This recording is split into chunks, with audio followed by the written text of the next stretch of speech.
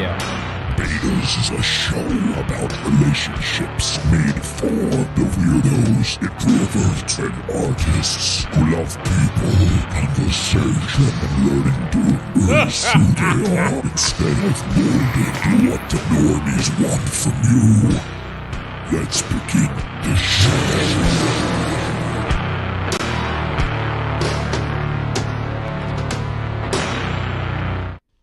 Yo, Jace. Yo, can you hear me, man? Yo. What's going on, man?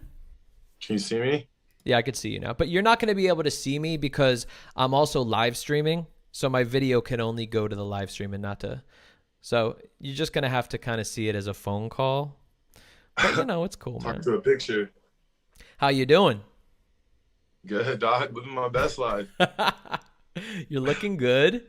We finally. Doing my best, bro. Yo, how weird is it that we finally actually meet? Like, I reacted to you on a show you were on, right? Yeah.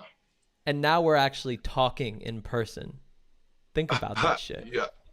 It's crazy because I was just out and about with my boys, and I had pulled up YouTube and I had saw like your thing on there. Yeah. It was on my Explore, my For You page, whatever. So I clicked it and I watched a little bit of it. And what I liked about your specific video was like, whereas like everybody else who watches reality TV, they're like, oh, this is exactly how everything goes. Yeah. Whereas like you would watch it with like a little bit more like analysis, like, okay, maybe not.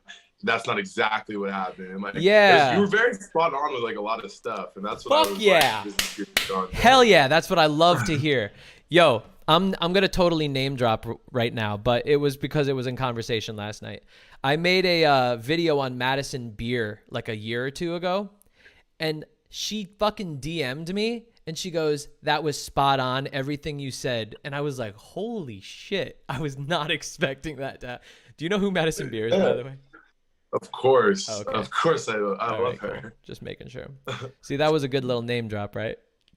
Yeah, that's what I'm saying. Like the way you went about the podcast or about your YouTube video, and you're like, okay, like I feel like this is happening, and I was like, damn, he's like money. Yo, so I don't really have anything planned, but I guess now that we're talking about it, I guess I do have a couple questions. Yo, first of all, before we get into that, let's talk about what your life is like right now. I quickly looked at your YouTube page. Are you in a relationship with somebody? No, I'm not. Okay. Yo, who is that girl that was in the videos with you? Which one? I don't know, man. All right, forget that. I don't know. I saw some blonde. Okay, way to narrow it down. It's a thing on the internet. Like, the internet thinks like I only like blondes, but like that's not true at all. My girlfriend that I had before I was a reality TV star was Latina, black hair. Like, it's called clickbait. It's for the views. Her name is Gabrielle Moses. She's a YouTuber. So I played ball. I just came off my football season. And so I remember the first batch of episodes came out. I was kosher. DMs, nothing but love. Like, I'm like blowing everybody out of the water with like all these followers and stuff like that. And then the second batch of episodes dropped, and I didn't even see it coming. Like, I remember I sent a text to Netflix. I was like, y'all could have at least like warned me that you're gonna try to make me look like the bad guy in the situation. Because what's fucked up about it is like I was like the nicest one, like there for everybody. Still to this day, like I'm good friends with everybody from the villa and like on my show and like season 1. I actually have dinner here in like an hour with some of the cast. But yeah, like I just wasn't expecting it, and like. They had told me, they're like, oh, we don't think you really look that bad. And I was like, what are you talking about? You just made me look like I just dropped Carly. Like, it was like out of the blue. That was an interesting scene. I don't know if you watched the second video I made, but like I reacted to that kind of like breakup. I don't even know what that was, but from the looks of it, it looked as though you were breaking up with her and you really weren't explaining. And like, again, I know how editing works, and I know how like people could, but like, did you, like you said, is that like them trying to cram a lot of a relationship into one scene? Yeah, I would say that particular scene probably lasted like an hour and a half. We were sitting there talking, and like they obviously chop out like a bunch of like the nonsense in between. Yeah. And but like that's just this TV, they got to make a show, and I feel like that scene in particular, the breakup. Like I said, you gotta take everything with like a grain of salt. And it is what it is. Yeah. Bottom line, what people were pissed off about was like I said I'm gonna go by myself, Yeah. and they thought like people have put in their head that I left Carly for Tabitha, but like people don't realize like I broke up with Carly that day. Tabitha didn't even come into the villa for like 3-4 days after that. That's funny, man. Yeah, they don't really talk about time in the show. They just assume it all happens in the episode. Yeah, they think it just happened like right after that. Like I just went like, no, it didn't work like that. It's just in life, man. You're gonna date people, and it's not gonna work out sometimes. You know? Yo, so is there like a pressure on the show to want to couple up with somebody fast so you don't get kicked out? No, because it's not that type of show. The show's not about dating and being with somebody. The show's about learning how to build genuine connections. Yeah. And in our particular case, like, you know, all of us went for like who we were most attracted to initially. Yeah. And I feel like because of that, it made it look like there was like a lot of pressure to get in relationships. But honestly, like Kim and Emily, they vibed really well. Marvin and Melinda, you know, just everything just worked out so fast. Wow. Whereas, like if you look at like, you know, like season 1, like none of them got together really. Right. That's crazy because it really did look like, man, how is this happening all so fast? Like do you think it's the producers that are just really good at matching people and like saying, all right, I think these people are going to probably connect? Yeah, I mean, like that's what dating shows are. Is like you do all these questionnaires, you do all these background checks, they ask about your dating history, and they find people that are going to match really well, that have great personalities, that are going to go on these shows and be entertaining and do stuff. And, you know, like Carly was that for me, and I was that for Carly, so it worked. And then Cam and Emily, obviously, and it just, everything just like correlated. Yeah. Okay. All right. That's interesting. I'm learning. All right. Now I want to jump back. I want to jump back to real life after the show. So you're getting hit up on the DMs. How do you go on dates with girls that hit you up? I bet you weren't expecting these questions. No, man, I don't. All right. I could not. Like, I tried after the show to go on a date, and you got TMZ there, paparazzi. Whoa. Like, who is this? That such and such. It just fucks it up, because it's like now you go with one person and they, you know. But where are you going? Are you going to like BOA or something? Man, I was trying everywhere. I tried BOA. I tried low key spots. Yeah. But like the thing about it is like I felt like in my heart, like some of these girls would be like, "Oh, I'm going on a date with Chase. We're going here," and then they were calling up the paparazzi. So that's what I was wondering. I was like, "Damn, how do you trust these girls? How do you trust anybody when you know they're probably just looking for clout just as much too?" Exactly. Like you can't trust them. You just gotta like me. Like I tell them straight up, like look, I'm gonna keep it a buck with you. Like, you want to come and hang out? Like, you come over to my house. It's gonna be probably 1 a.m. Yeah. And if I like you and we vibe, then I can see. But like, I'm not gonna just take you out into the public and I deal with all that bullshit. Like, what? Yeah, but that's also a good excuse to just cut the date and then just say, "Come on over and let's vibe." Exactly. Like, we can come watch the movie at my house. Like, we don't have to do anything, but like, I like public places. You want to hang out, and you come to my house and hang out. All right, then what about meeting people outside of DMs? Like, are you going to the bar and meeting people? Are you using online dating? Are you on Raya? No. I actually got denied from Raya. Really? Damn. Yeah, I was like, what? Come on, man. You see this blue check mark, buddy? Come on. I was like, there's people on here that haven't done shit. Like, you know what I mean? Mm-hmm. Like, they actually, I didn't get denied, but they haven't approved my application yet. Okay. But I'm not on any dating apps, no. Like, that's just, there's no point. You know, and I go to the bar, you know, it's really, like, not that hard, especially in LA. If you have, like, some sort of clout, you're going to be fine. Yeah. Like, wherever. It doesn't matter what you look like, to be honest. Yeah. How tall are you, by the way? 6'5". Damn, dude. Okay. Yeah, don't say it's not that hard when you're 6'5", okay? I'm 5'8", motherfucker.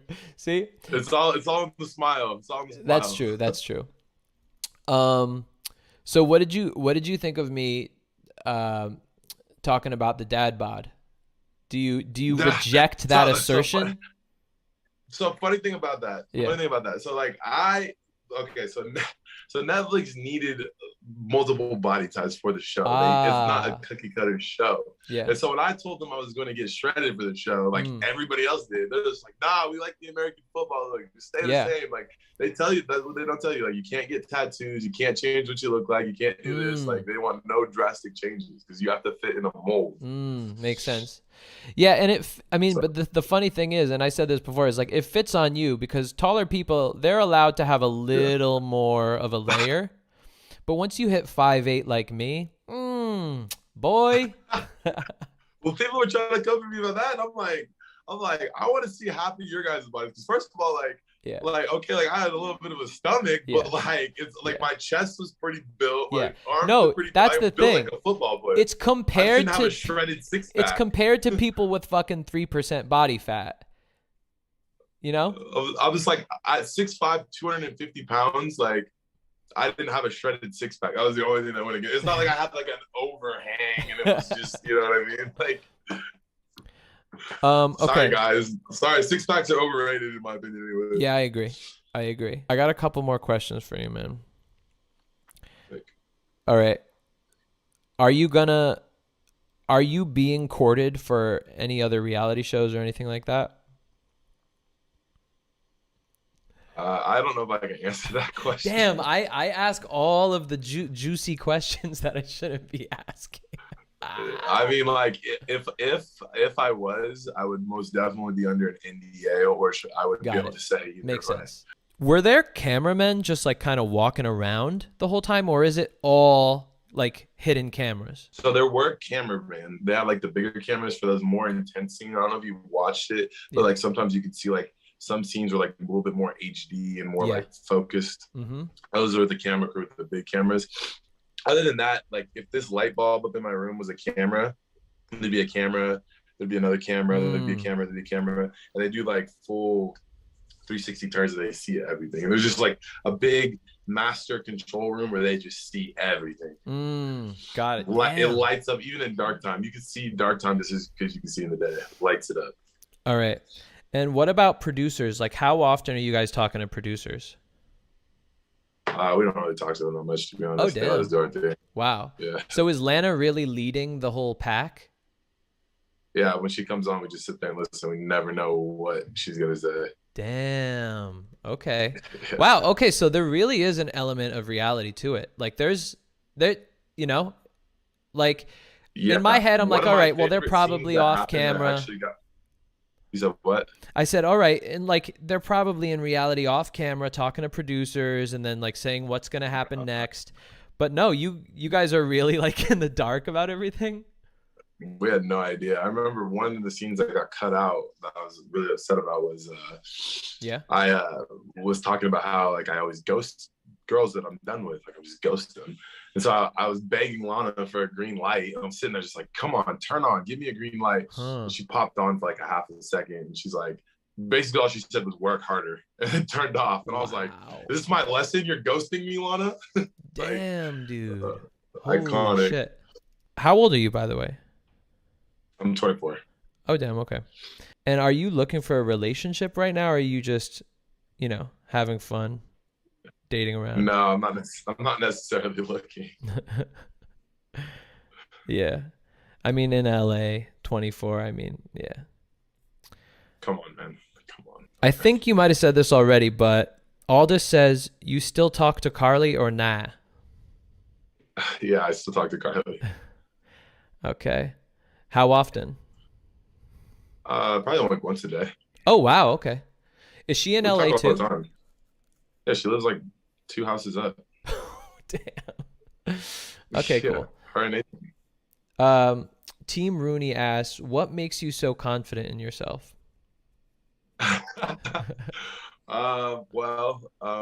confidence is the prerequisite for success. That's all I can tell you. Like, you don't believe in yourself, then how's anybody else gonna believe in you? You know. Gall asks, did you really not know it was too hot to handle in the beginning? I had no idea. I don't watch reality TV. Wow. Okay. Lotus Flower. Now you don't have to answer this, but Lotus Flower wants to know what's his background. He looks mixed. I am French and Nigerian. Wow, that's a great mix. Okay, and too hot to handle. And Dan's Coma asks, what ratio of the show is fake to real?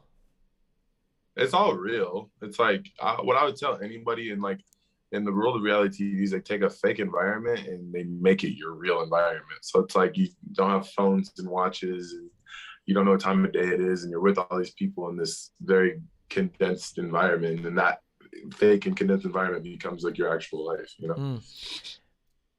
And Gall also asked, why did you decide to go on the show?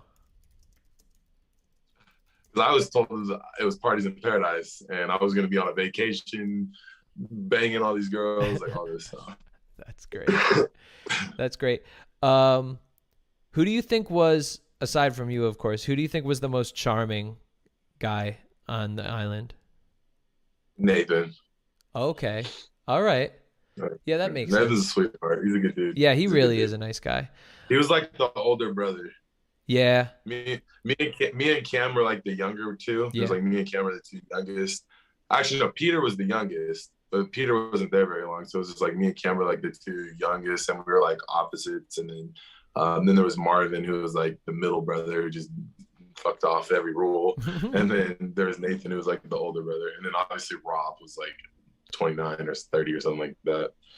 All right. And then somebody says, I had to ask, yo, what the fuck was that cockroach, man? If I got $1 for every time somebody asks me that, I know, bro, I couldn't man. tell you, man. That's gonna be following you around for the rest of your life. No, it's gonna be there forever. Roach boy. You just gotta own it. Whatever. Fuck it. Yeah. Well, it wasn't a real cockroach. It was like, it was something else. A real cockroach is small. No, it was definitely a real cockroach. Oh yeah. Oh, wow. It was real. Take it from me, I would know. Okay. My biggest phobia was cockroaches too, and that thing just. Wow. Yeah, that's a phobia I have too. Ty asks, advice for men's drip. My advice from drip is like, honestly, when I was trying to get my style up, I just went on Instagram to people like I liked. Like I looked at a lot of like Michael B. Jordans and blah blah blah, and like I just kind of just started taking like their style, figured out what like looked good on me personally, and just started rocking it. And obviously, like I lived with Marvin for months, and he's from France, and that's all they care about is fashion and style. So I picked up a few tips and tricks. Makes sense. Nice, cool, man. All right, good. I don't want to take up any more of your time. Thanks so much for coming on, buddy. Yeah, no problem. I appreciate it. Yeah, anytime. Of course. Guys. All right. Have a good dinner. Bye. Have a good night. Thank you so much. Later. Bye. I definitely want to keep getting more people on. It's like I realized that the people that I had like light connections with, they actually do want to come on the podcast. I just guess that I just keep thinking that I'm some loser that nobody wants to have, like, to be on the podcast of, but people want to be on the podcast. Yeah, no, it's the same Zoom link, everybody, but just leave the Zoom and then jump back in the Zoom. I think that's really what happened. It's really annoying.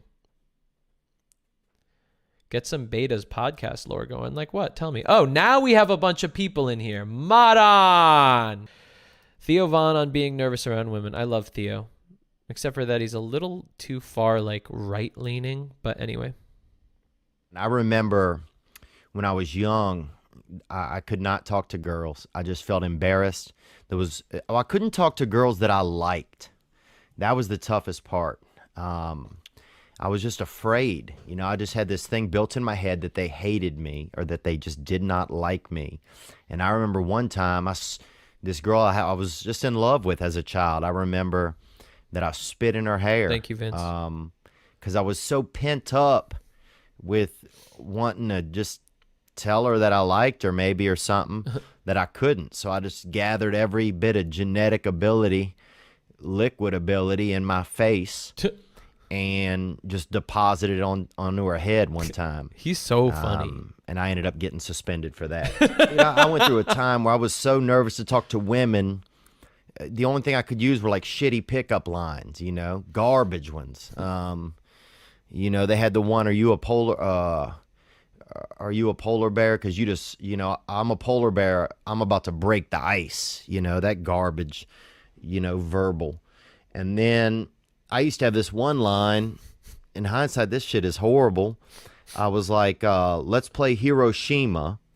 I'll lay on my back and you blow the shit out of me.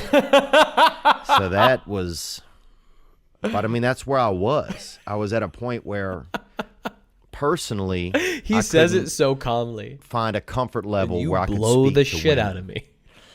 And how to get through that, I would find you have to get through it, and you're gonna have to practice.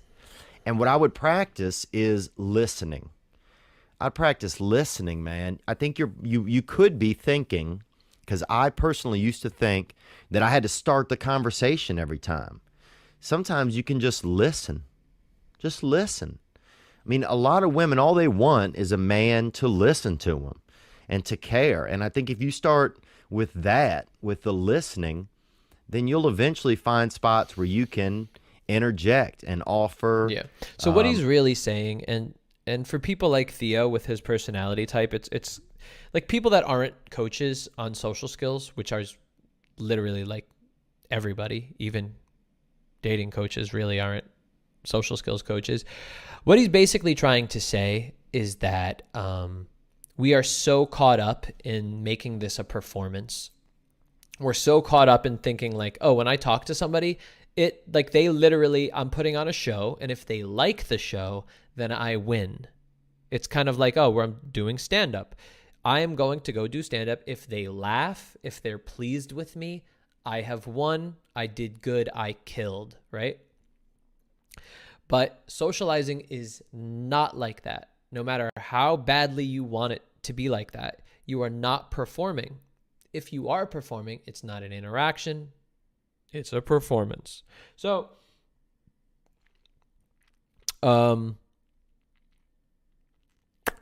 what he's saying when he says listen is he's basically saying interact, because you could say, hey, how are you doing today?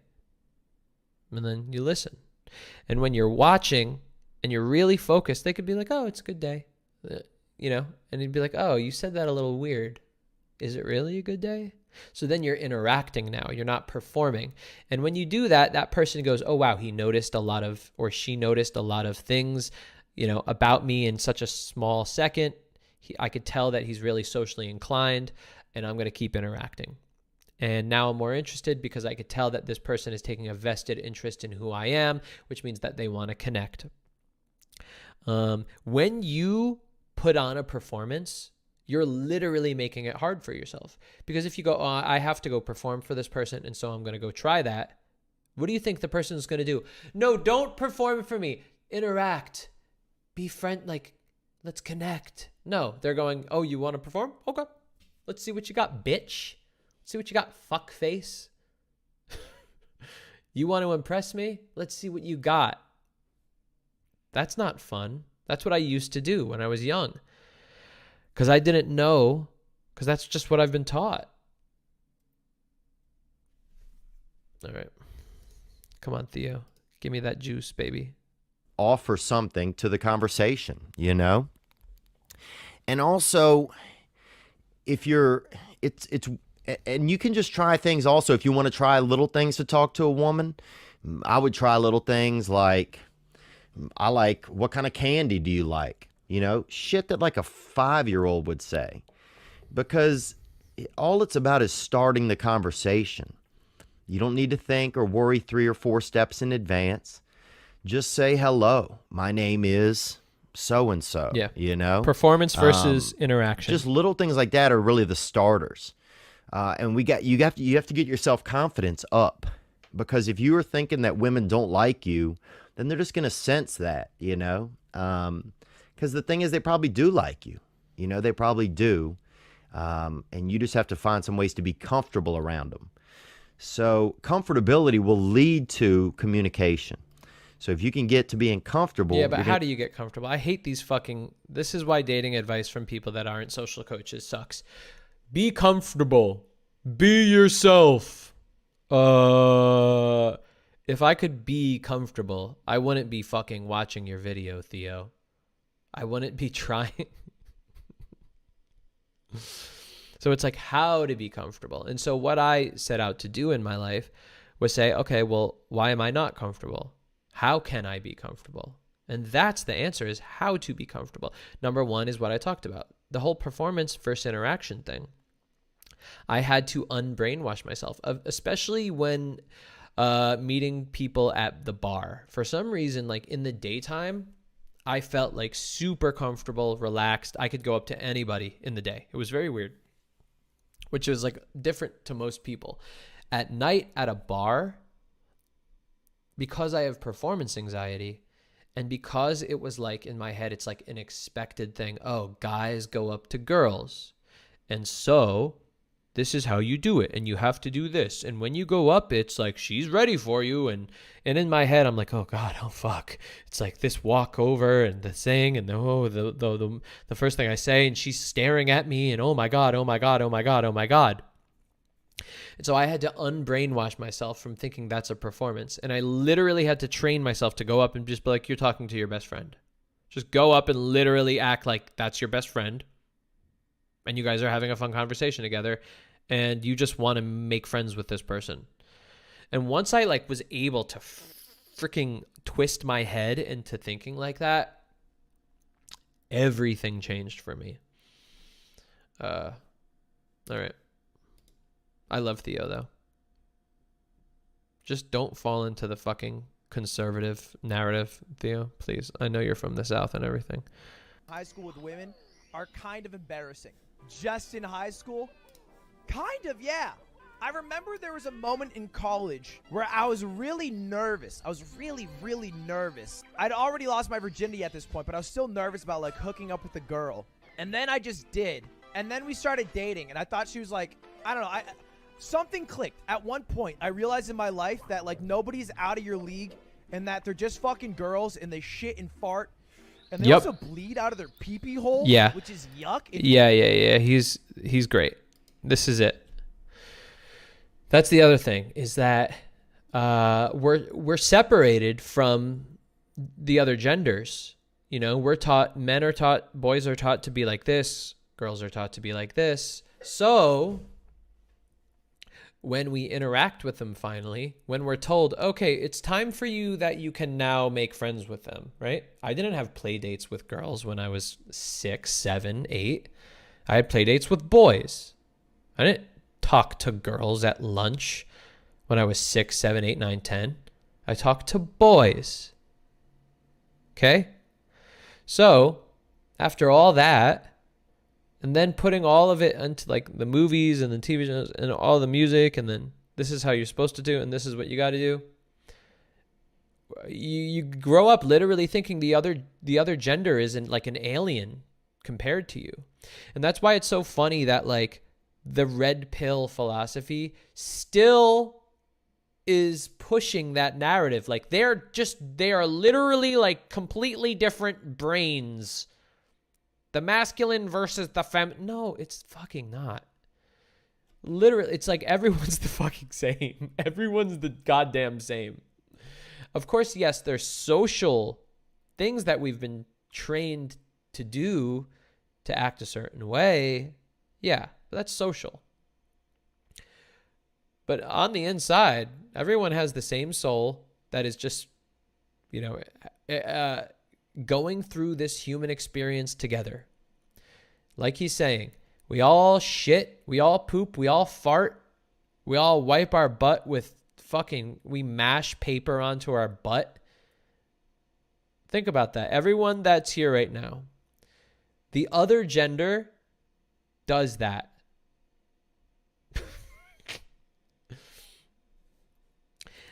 Basically what I'm saying is like, they're just like you. Literally, the opposite of you is just like you in every single way. Now, there's different personality types. Completely. What I believe the whole like red pill movement fucked up with is it's people with different personality types that are looking at an opposite gender with a completely different personality type. And sometimes different personality types don't go well together. Often they do. Sometimes they don't. And it's just like, look for people that match your personality type. That's all.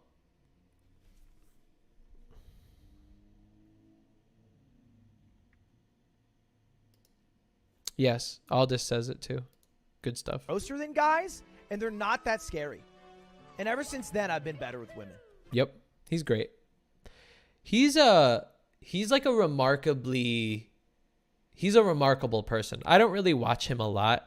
I've watched a couple videos of him, but every time I watch a video of him, he's really sharp. He seems to be really smart. And he seems to have a good head on his shoulders. I think I've seen this before. Gosh darn it, if this gets my stream banned, I'm gonna go cry somewhere. And I'm a huge geek. Huge. Whoever he finds, he's got to be able to bring back home. I think I've seen this before. As far as she's concerned, like, any woman in my life is a threat. What kind of girl are you? Yeah, Ludwig's awesome. Where girls go there. Oh my god, oh my god, oh my god. I just want to find a girl who isn't my mother. It doesn't matter if she's a virgin.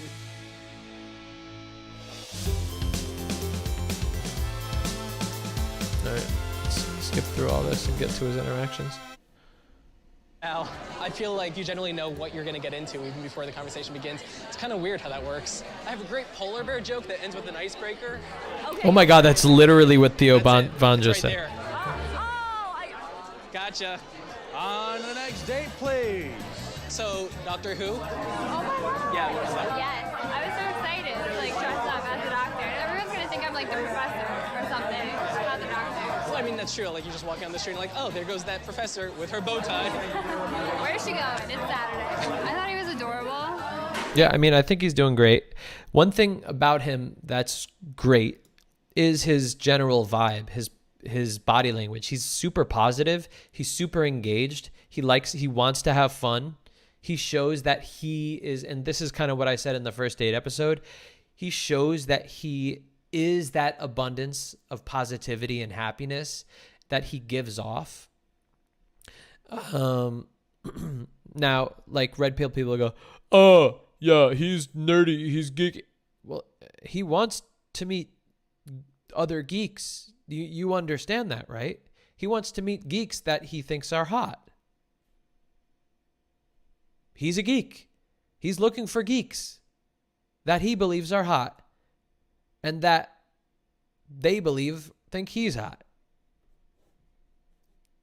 His vibe is great. Sweet, and I was like comfortable talking to him. Comic-Con is like a time warp. It is. Time warp. Wibbly wobbly, timey-wimey. The Doctor Who girl definitely seemed very warm and very kind and very beautiful blue eyes. So, are you supposed to be the Aunt Jemima Captain America?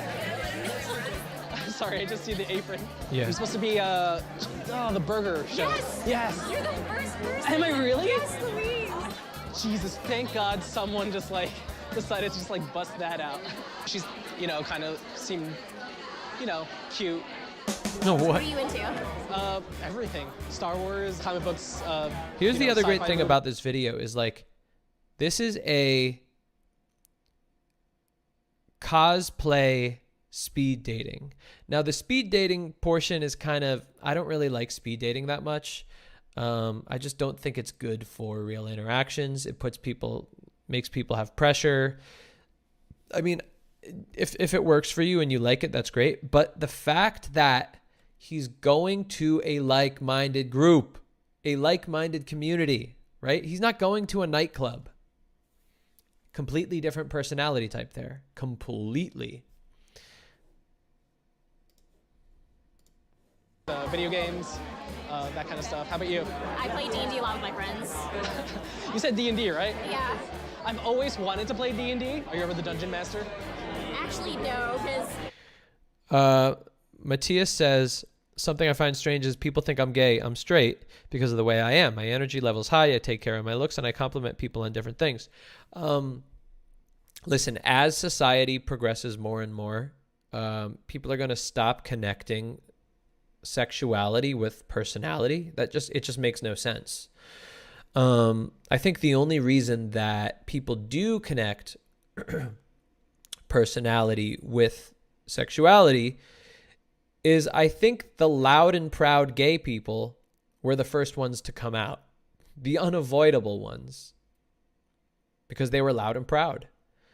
But gay people come in all shapes and sizes and personality types, you know? In LA, there's a lot of gay people, and, you know, there'll be a ton of gay couples that walk by, and you would never think that those people, if they weren't holding hands, would be gay. So I think it's just the more introverted gay people are coming out now that it's a little more acceptable. But that's the only reason I think that people connect personality with sexuality. Because there's no reason, right? Yeah. Okay. Yeah, actually, when I lived in New Jersey, there were a couple times where I would go to the bar and girls would think I was gay.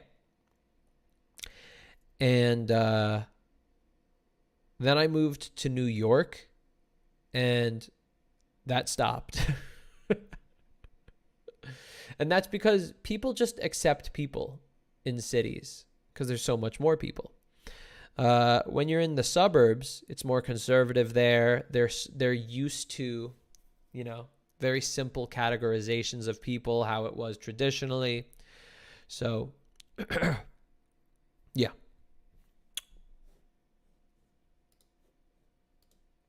But he's just so positive. Look at that.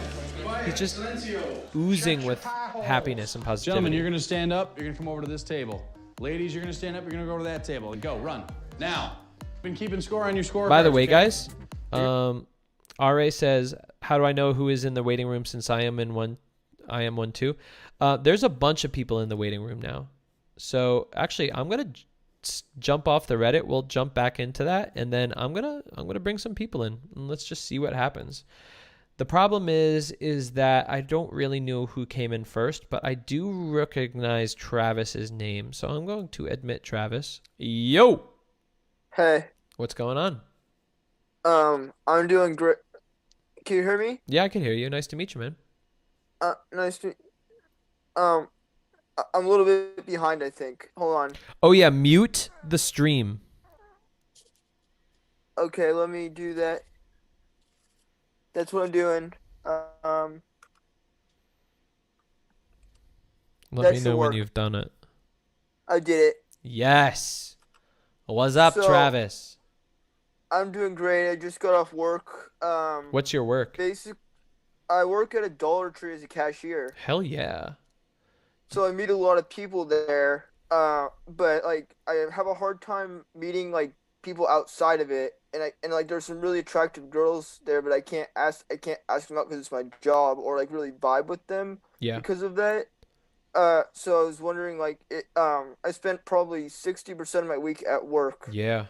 Or sleep. Do you have any suggestions on like a place where I can meet people, but I don't have to spend a bunch of time initially? Yeah. Well, where do you live, first of all? Suburb of Bay Area, but it's like farmland, and so it's a rural suburb. There's about 20,000 people in my community. Got it. And growing. Got it. Okay. And but I'm gonna move. But I plan on eventually, like, it's near a city where there's like almost 80,000 people or something like that. How old are you? I am 23. Do you still go to school? No, but I'm transitioning out of my parents' house currently. Nice. In like another 2 months from now, I'll be out. That's good. Okay. Now, just to get this out of the way, do you use online dating at all? I tried that, but I've connected with people more like in person type events. Got it. Okay. Now, I tried for about a year. I mean, it kind of goes back to exactly what I was just talking about when we were talking about this kind of geeky speed dating, cosplay speed dating. Uh, Yeah. it's based on your interests, man. What do you like Yeah. to do? I listen to a lot of music and I watch sports, so maybe I go to like a sports bar or something. Cool. And what kind of music you listen to? Well, all kinds, and more listen to it because it's expressive. So like I'll listen to rap, rock, or even country. I'm pretty open-minded to it. Nice. Cool. Yeah. So what I would do also is not just go to a sports bar, but what about playing sports? I that's something I did in high school, and I got a few girls doing so, and I had long-term relationships from as I played basketball in the schoolyard. So maybe like at a park or something. Now, in every town, there's always going to be some sort of meetup group where they play sports together, and it's usually co-ed. And the reason why is because 20-somethings just want to get together and find ways to date. Yeah. So have you used meetup.com before?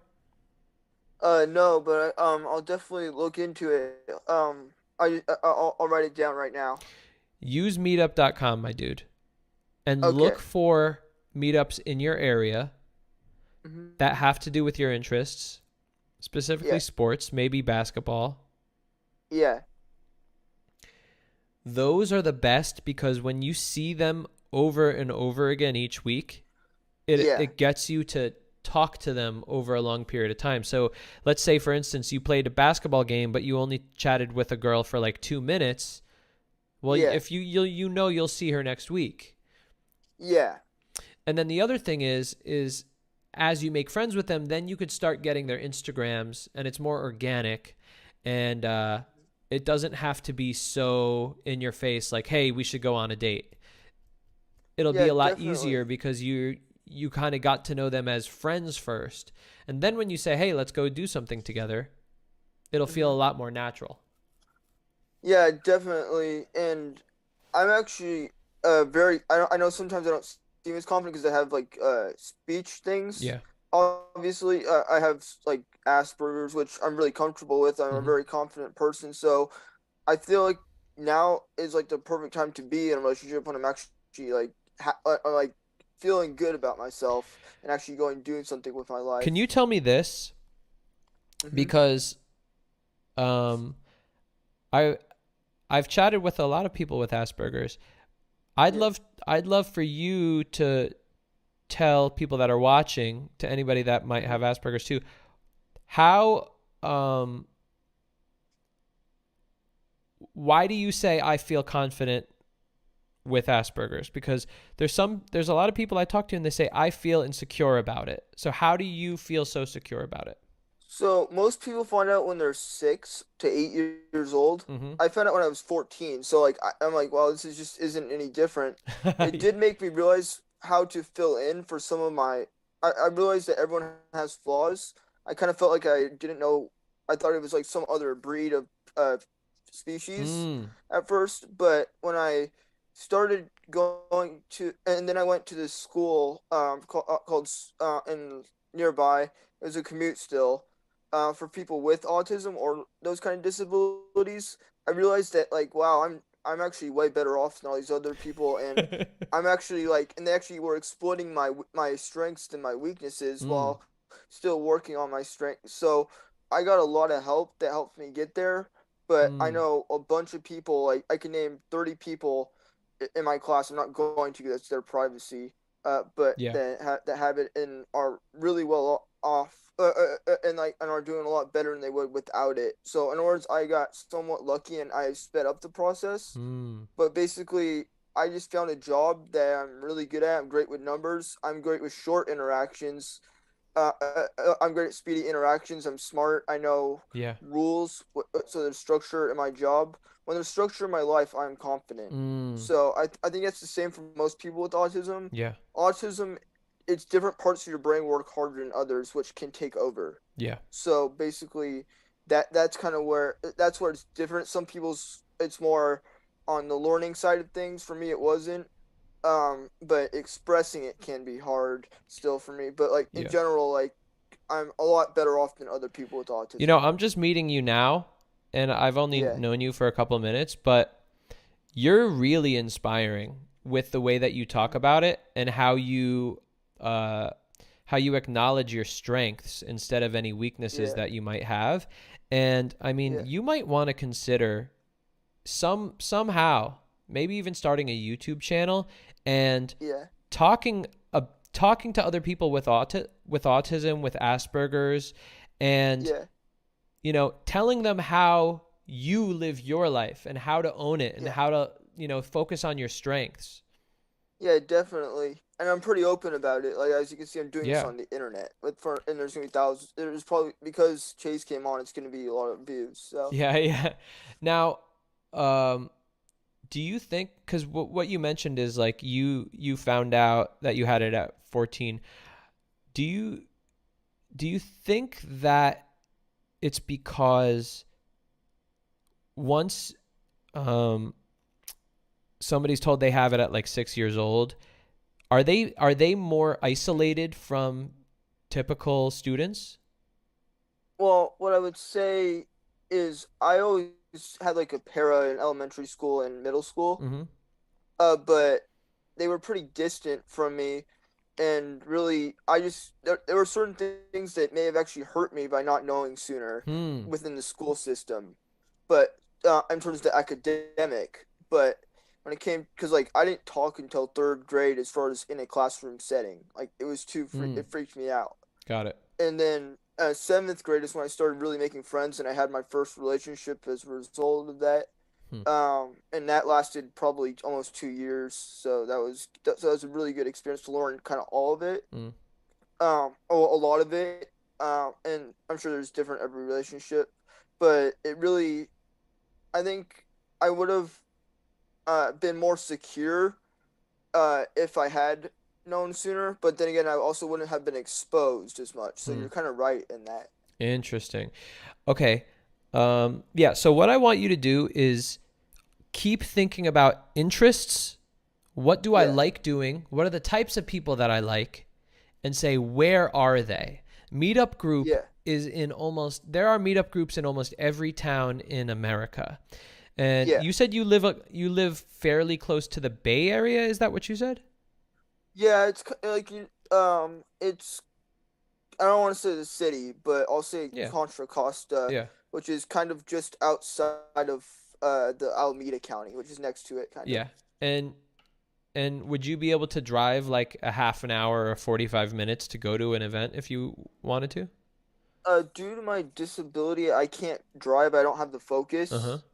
But I take public transit. That's pretty easy around here. Got it. Or a Uber. And everything's nearby. It's only like a mile walk to get to anything. Got it. Okay, cool. Yeah.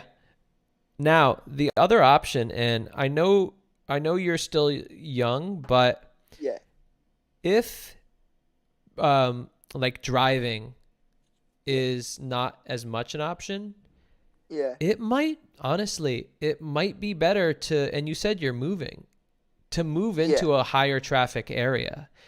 Yeah, that's what I'm gonna do. Where are you gonna move? There's a city next door, like I said, that has like way more public transit. You can get to a thing called BART, which is like the train system, which takes me anywhere in the Bay Area. Good. And things, and really there are like 4 times as many buses. Good. Everything's closer by, things like that, and it's still close to my work. Okay, good.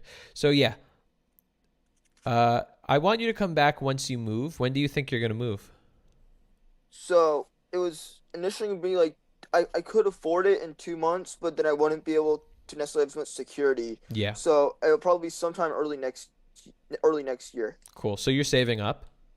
Yeah, I'm saving up so I can get like an apartment. Oh, that's great. See, that's not how I was when I was young. I was just like, I'm going to leave and see what happens. Yeah, I got a really good support system too. That's good. Great. Nice. It was great meeting you, man. Yeah, it was great meeting you too. Cool. All right, come on anytime you want. I loved having you on. You were inspiring. All right. Have a good one. All right, later. All right. Damn, what a cool guy. and confident as hell, by the way. It was really inspiring, seriously. All right, let's see who else. I'm going to try to remember who was in here first, but I remember Natalia. Let's just bring in Natalia, see what's going on.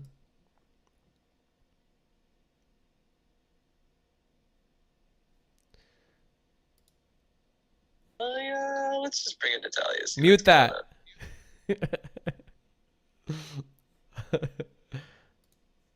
Hello. Hey, what's going on? Not much. Oh my gosh, how are you? I'm good. How are you?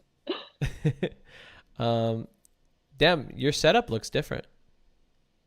I'm currently on my couch as opposed to my bed. That's cool. And so I have a lot to talk about with you. Okay. But first off, what are you here for? Do you have any questions for me, or do you want to do a mock date? You have some more dating stories? Oh gosh. I don't think that I have a question. I could probably think of a lot of dating stories, unfortunately. I have questions for you then. But what did you Okay. want to come on here for, a mock date? Yeah, a mock date would be Cool. great. All right. Well, I want to just follow up with these two boys from your past. Yeah. How did those turn out, by the way? The man that lived in another town that you met in a diner, is that correct? Yes. Okay, Yes. and then the other one was a guy you met online that invited you to a music show. Yes. Okay. True. Update me. Yes. So, I talked to neither. So Wait, the what? waiter. You Yeah, talked to neither. No, yeah, I don't talk to either of them anymore. Oh, okay. Anymore. Okay. Yeah. Yeah, so the waiter, we like FaceTimed again, and he basically was like, because he's currently going through recovery, and so he's definitely like very focused on himself, which is totally fine. Me too. But we FaceTimed and we were like, this is not, we're not interested enough to keep going. So yeah, not enough for the time, like the distance to work out. We were just not into it enough. And then the other guy, the little mustache concert guy, I think that I was like, that concert sounds great, but I can't afford that. And he didn't answer me. And then like 2 days later, I was like, hey, I hope like work went well or something, because he had mentioned that he had a huge project, and he never responded. So I just deleted the conversation, and we haven't never spoken again. So Okay, sorry. I turned off my mic. that's okay. I do that sometimes for no reason whatsoever. And I ruined the stream. But That's so funny. okay. So, Yeah. what a piece. You know what What a probably piece, happened? dude, This for is real. what happened. I'm going to tell you what happened. He Okay. invited multiple people, Right. and then he just right. picked the one that wanted to pay for themselves. Right. Honestly, and I was just shoved off, and that's okay. Yeah. That's fine. Yeah. It had been 3 weeks of I like trash. that you're taking it in stride. Thanks. All right, hold on. I'm gonna bring someone on for a mock date. Now, Cool. do you have any gender preference? No. Okay. Cool. No, I don't. And then because of that, I'm going to bring on a person in which the gender I do not know of, Okay. named Bijan. Okay. All right, hold on one second.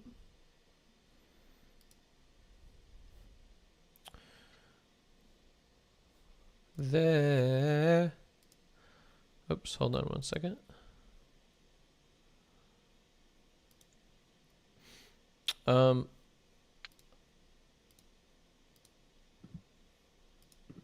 I'm trying to get, there we go. Great. Oh my God.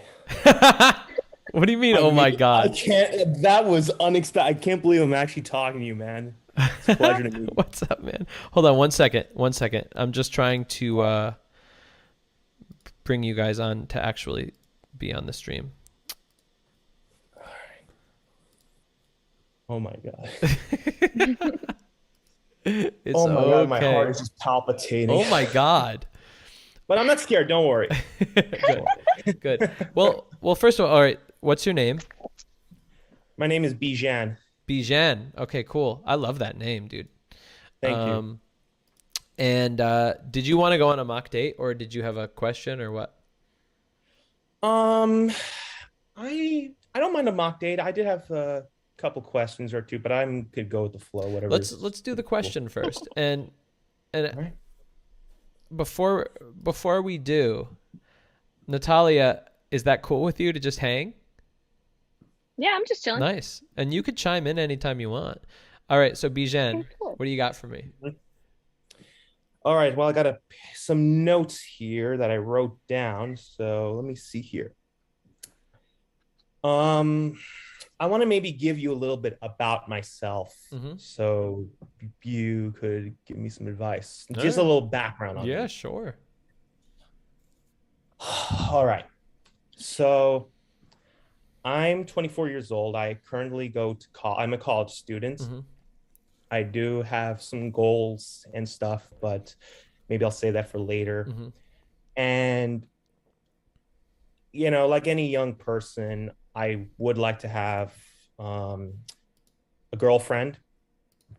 And I have, just as an estimate, I have struggled with having women like me for a very long time. And it's just been something that I tend to struggle with a lot, you know, and it's just, and to be quite honest, it does jealous me whenever I, you know, see other couples, and it just says, you know, I think you even said in a video, one of your reaction videos, that's, you said, you know, there are these, when I was a kid, you know, all these people were with couples, and I said, you know, I'd love to have a woman chase me or something. And that's kind of how I felt.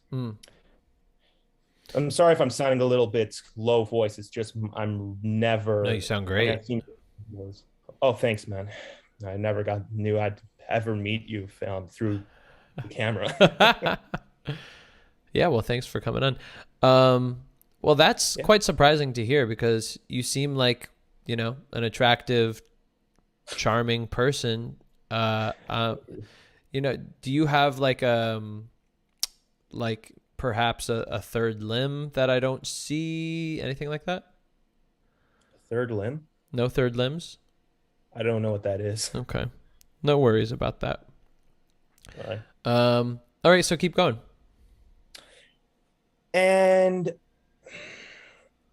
you know, and during this pandemic, we've really got to connect with ourselves and learn more about what we want to do in life, and probably how we want to start anew once the pandemic starts to slow down. And during this time, I've also started to learn more about myself during this pandemic, and even now things are slowly getting better.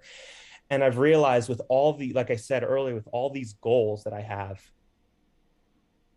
should I just, you know, as much as I want to have a girlfriend, should I just focus on myself and my goals, completing them first before I have a girlfriend? No. That's a lot of people ask me that sometimes.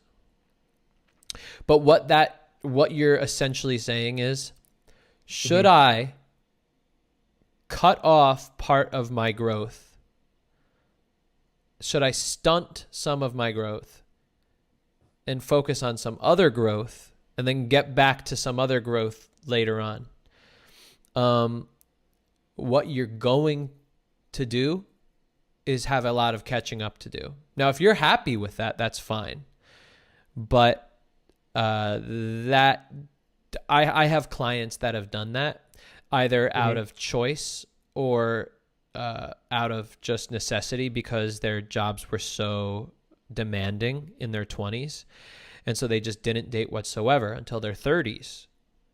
Oh, wow. And I start coaching them like a blank slate at 30 years old, teaching them stuff that, you know, people learned, at 18 years old or however, 22 years old or whatever.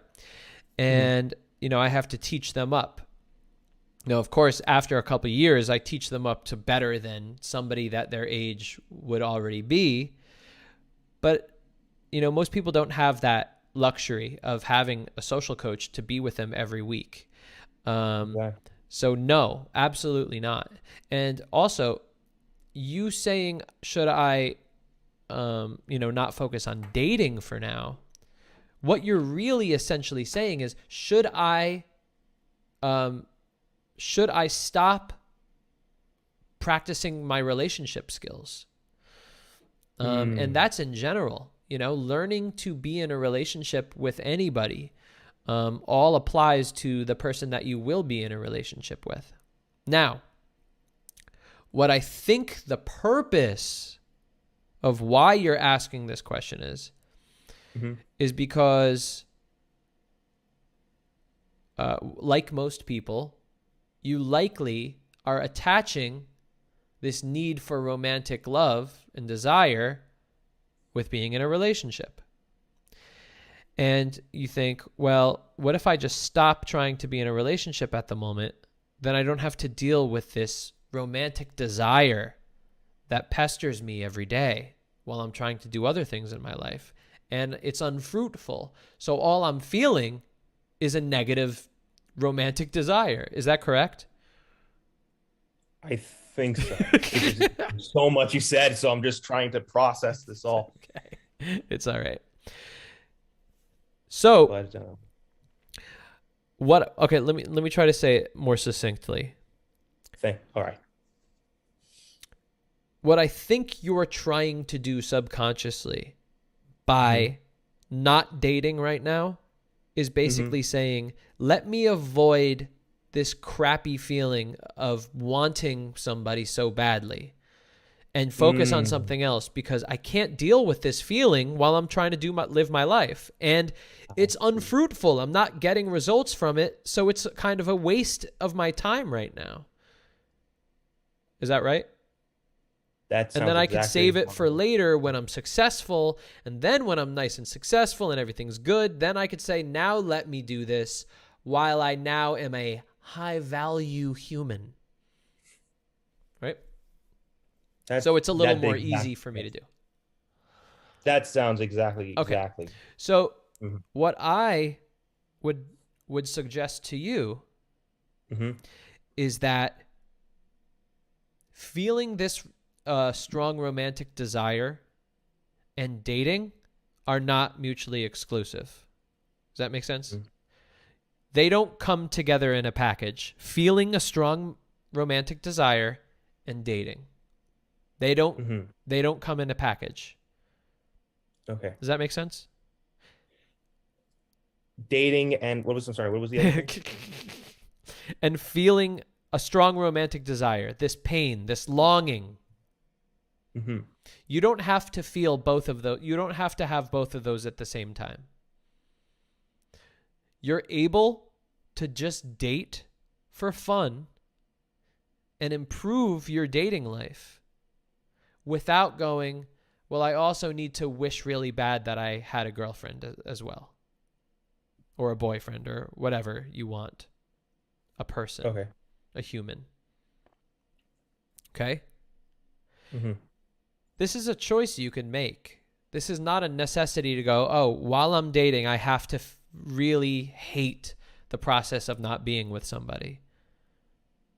You could say, I could just date for fun while I'm living my life and not care. So you're able to say, well, maybe getting into a relationship, I don't have to worry about that. But just dating, I could do that. Is that making sense to you? Or am I speaking gibberish? No. So what it sounds like to me is just, this is what I'm understanding, is just dating for the fun of it. Yes. I want you to see it as just fun for now. Fun. Interesting. Practice doing that, because here's the other problem. In all likelihood, the reason why you're struggling in dating, right, is because you are needy and you do long for a relationship. That is the biggest cause of people struggling in dating. Neediness. Exactly. Right? True. So if I could separate that from you and say you could date without the neediness, just date for dating's sake. It's kind of like when people say you find love when you're not looking for it. Right? That's true, yeah. So that doesn't mean just focus on yourself and don't date anybody. What it means is date, but stop caring if you get into a relationship. Now, when you go, do you even go on dates at all, Bijan? I have honestly never been on a date ever. Okay. Something's wrong here, man. I'm not understanding why. How old are you again? 24. Okay. And what is your lifestyle like? Well, I was expecting to go on campus because I go to university, and I was expecting to go on campus, but it was right towards the end of my last semester at community college that the pandemic happened, and that completely screwed up my plans and for the whole year. Now, what about high school? High school, oh my God, it was such a long time ago. But I mean, I admit, I did have some women come to me. Okay. But in high school, man, for me at least, I was a really awkward, quiet, socially awkward kid. Okay. And I don't even know if I had this thought back then or now that I'm all grown up past that college age, but I would always think, does she really like me? Or she's just fucking with me. Yeah. Yeah. That's not a good thing to have in your head. Yeah, this is like a big prank.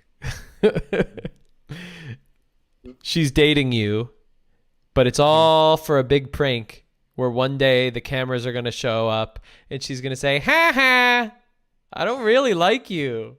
It's all on camera. It's going on YouTube. This whole 5-year relationship was a sham. I know, but the anxiety is there because we have irrational thoughts for no reason. Do you want to go on a date right now?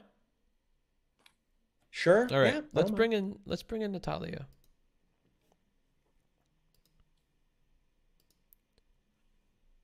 Anthony, while we're waiting for her, man, Yeah. I apologize if I sound a little bit kind of shaky again. You know, I've just never met you before and really have never even talked to a dating coach. This is my first time ever.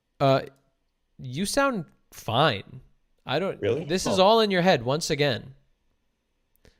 Okay? You need to stop worrying, buddy. All right. Sorry about that. Do you listen? This is I literally deal with this every day. Every time I have a client, they go, "Oh my God, nobody likes me. What's going on? Why everything's wrong?"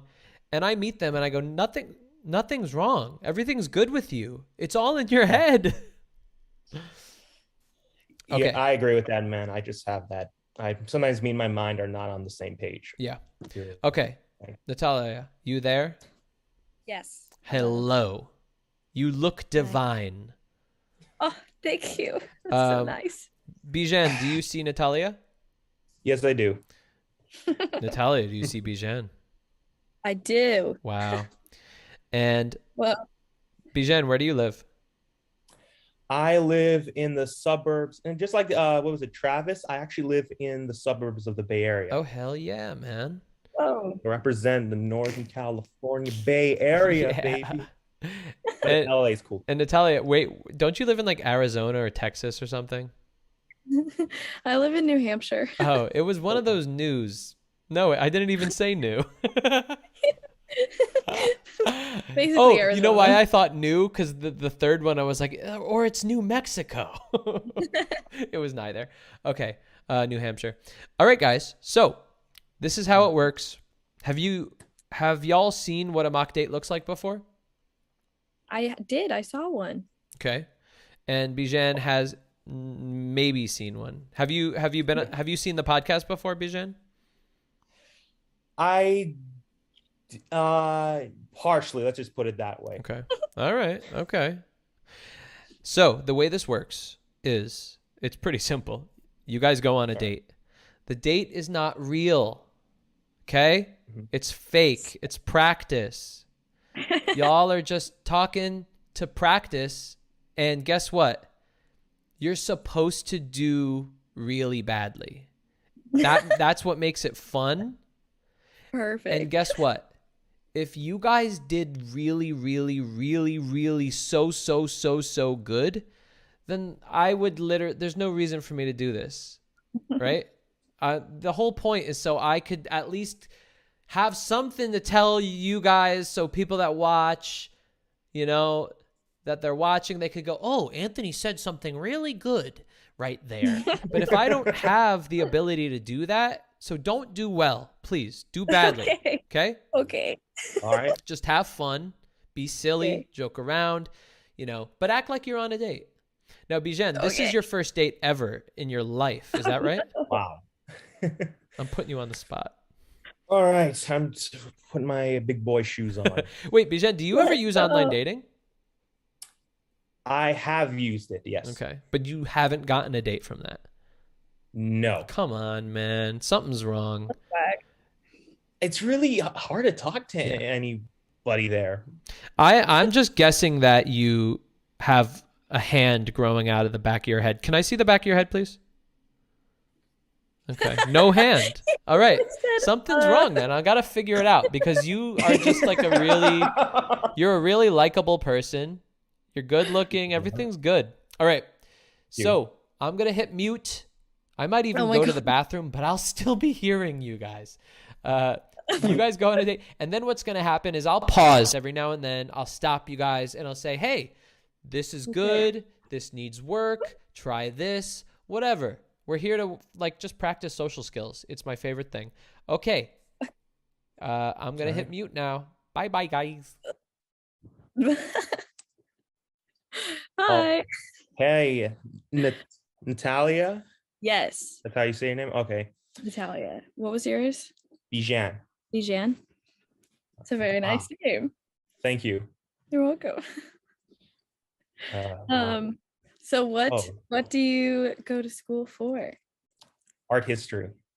Whoa, that's cool. How similar is it to normal history? It's really just about the history of art, really. Just paintings from different eras. And it's actually funny that we're talking about this, because I was just working on part of an art history paper for a class I was just working. Actually, it was my final paper for another class. But yeah, that's what I was working on. But that's that's my major in art history. Very cool. Do you have a want? Do you have a specific job in mind with that? Not really. However, that's a segue to my next thing. Okay. I also want to do podcasts full-time, make it like a full-time career on Twitch. And just talk about things, really, about, things that are interesting to me. Yeah. Maybe some rants or something. Yeah. Last night I was hanging out with some friends, and we ended up getting Applebee's DoorDash and watching Our Planet. Mm-hmm. And the whole time, I recorded us talking, because what was it called? Your Planet? Our Planet. Our Planet. Yeah. Mm-hmm. Yeah, it's a documentary series on Netflix. Mm-hmm. About how our planet's dying. Is it called Your Planet? Oh. Yeah. Yeah. It was the best way to spend 9:00 on a Monday. Wow. Yikes. On a Monday. Wow. It's better than watching on a Christmas. Actually, on Christmas, I'm just going to watch movies that make me cry. That's it. Yikes. Maybe I'll just play some video games and throw my controller across the room. Yeah, that's the equivalent. That's Yeah. good. I can get kind of competitive with video games. I mean, I don't mean to. Do you know how many controllers I went through? I probably went through 30 controllers. Because you threw them? I would just break them. But, Oh but my don't worry, God. that's it's just on the game. Don't worry. Yeah. It Just- doesn't transfer to like real life. I've seen way worse. I saw a guy who just got like a sledgehammer, just bashed his keyboard when these guys were just making fun of him.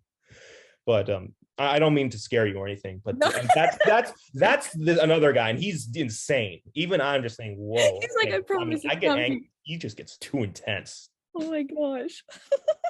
But that's enough about me. I want to give you a chance with the floor. Thanks. Well, I too am very competitive, but not in video games. I'm actually really bad at video games because most of the games that people want to play are ones where you have to like kill people or Okay. shoot a lot, or hide. And I like those are not they're not for me. Every time I get shot, I get scared. I close my eyes and I'm like out for a while. Okay. But I'm very competitive in like games that I feel like I should be good at. So like pool or like ping pong or darts or like some sports sometimes. Yeah, I don't like losing. All right. You just throw darts all over the place when you're pissed. Yes, actually. Bullseye from really hurt Daredevil. somebody last week. What's that? Said I really hurt somebody last week. Oh, you just went. Yeah, exactly. I was so salty. I lost by like 2 points and I was like, this is ridiculous. I got kicked out. Really, what happened? No, I'm kidding. Oh. Where California? Are you from California? Yes, born and raised. Whoa, that's spicy. Have you seen snow or what? I did one time, but it wasn't heavy snow. It was basically in the mountains. It was just very light snow, probably the layer of a puddle. Oh my gosh. So I live in New Hampshire and I was visiting some friends in Maine in this past weekend. I was like driving home after Thanksgiving and it's about 100 miles. And in the last like 30 miles, there was a huge snowstorm. And so I was on a highway, but I had to go like 20 miles an hour for the whole 30 miles. So I was literally going 20 miles an hour in like really bad snow, up hills and stuff for like an hour and a half. And I was like, okay. And I had to like pep talk myself through the whole thing. I was like, you're okay. I promise, like 20 more minutes. Don't even worry about it. But I was doing that like the whole time. And then I was literally 2.5 miles away from my friend's house and my car got stuck. Oh, yeah. And it just like stopped moving and I couldn't go anywhere. And it was like 10:30 p.m. And I was like, okay, this is cool. This is awesome. Yeah, it was not fun. So snow sucks is what I'm saying. Oh yeah. Oh my God. Jesus. Yikes. Oof. It pays to have a good car. Yeah, my Bobby, he tried so hard. Like, Bobby? Yeah, that's his name. Bobby. Okay. What's Bobby like? Bobby is adorable. He's about 6 years old and he is white and a little hatchback and his tires are so bad. And he's like, and I was like at a parking lot a few weeks ago and I went into the store and I came back out and somebody like totally ran into him. Like he was just parked there and somebody like took out his back left taillight and did not leave a note or anything. And I was like, oh my God. That's cool. Shit. Oh. Yeah. What a poor babe. He was just trying to like, he was literally just doing his job. He was just sitting. All right, let's take a pause. Good job, everybody. Good job at following the rules. You guys actually no bad job at following the rules. You guys did too well. So I'm loving your conversation. Like you guys are both really charming, really just Like I want to, as you guys are talking, I'm like, oh, I want to hang out with them. Like, stop this. I want to go and talk to them now. Man. So that's cool. Something I'd love for you guys to do, because remember, this is like, even though you guys are really meeting each other, I do want you to act like it's a date. And so what I'd like you guys to do is just shoot a compliment that person's way, and just let them know what you think of each other. So, Oh God. Bijan, you go first. All right. Let me see. Natalie? I can barely see this. Let me see. Natalie? Natalia. Natalia? Mm-hmm. Let me see. So it's something, Anthony, it's about something that we like about them, right? Yeah, compliment Natalia. What do you like about her? Yeah. It's like, actually, You're she buying sucks. time, aren't you? Shit. She's been the worst so far. Yeah. So super awkward. I have to say, Natalia, I like your enthusiasm and your that energy that you have. That just tells me how much of that you're just full of life. Oh, thank you. That's really nice. It's true. I think you're hilarious. Oh, I think thank you. you're so funny. Oh my gosh. I was like listening to you talk before this, and I was literally just like giggling. Oh my God. Thank you. Hell yeah. You're welcome. How did that feel to give and get the compliments, guys? That was so nice. It was. I like it. Yeah. So I like being complimented. do you guys usually do that on a date? If you're on a date, do you compliment? I'm like really trying to like think, and I think I'm like way weirder on a date than I am any other social situation. Really? For sure. What kind of Yeah. weird do you mean? Like, I'm just not as like, I don't know. I feel performative, I guess. Mm. Oh, I don't like that. Cause Yeah. I'm like really myself all the time. But on first dates specifically, it takes me like a fat minute to be like just fine. Yeah. And also flirty, because we're not good at that. Yeah. Okay. And do you ever, so you're not sure like if you are the type that compliments? I don't know. I don't think so. Yeah. So the reason Maybe why in it's good to person I am. compliment, well, first of all, there's a million good reasons why it's good to compliment, but some of them are, one, it takes the focus off of you and in like being in your head, what do I say? And gets you focusing on what you like about that person. And so you're better at engaging, you're better at interacting and going back and forth because you're putting the focus on to them. Number two, it just like, I love making people feel good. Like it just feels so good to tell somebody how much I like them and why, because I love making people feel good. And number three, it actually is a confident thing to compliment. And people get scared to compliment because they think that's like, oh, that's me showing weakness. It's like giving my heart away. It's like, you know, making me like seem like the simp or whatever. And it's the opposite. It's a confident thing to compliment somebody. And it's also an attractive thing to compliment somebody.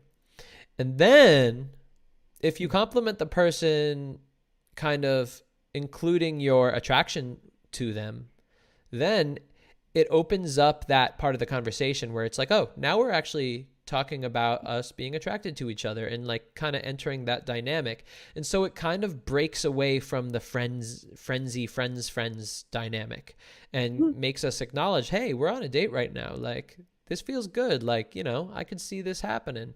It's like, oh, you have really sexy eyes or whatever the hell you want to say to the person that you feel. When you say that, it makes them go, oh, okay, we're talking about this now. Okay. And that it just puts it into the conversation, which is really, really good. Because a lot of times when people are on a date, they feel like they don't have permission to get more intimate, romantic, sexual, whatever it is. And when you kind of just throw a little thing in there, it just allows people to feel a little more comfortable talking about that stuff. And then it makes them feel a little more comfortable feeling attracted and feeling more sexual, which is all good stuff. Okay. And Bijan, what about you? Are you the type of person that gives compliments on dates or what?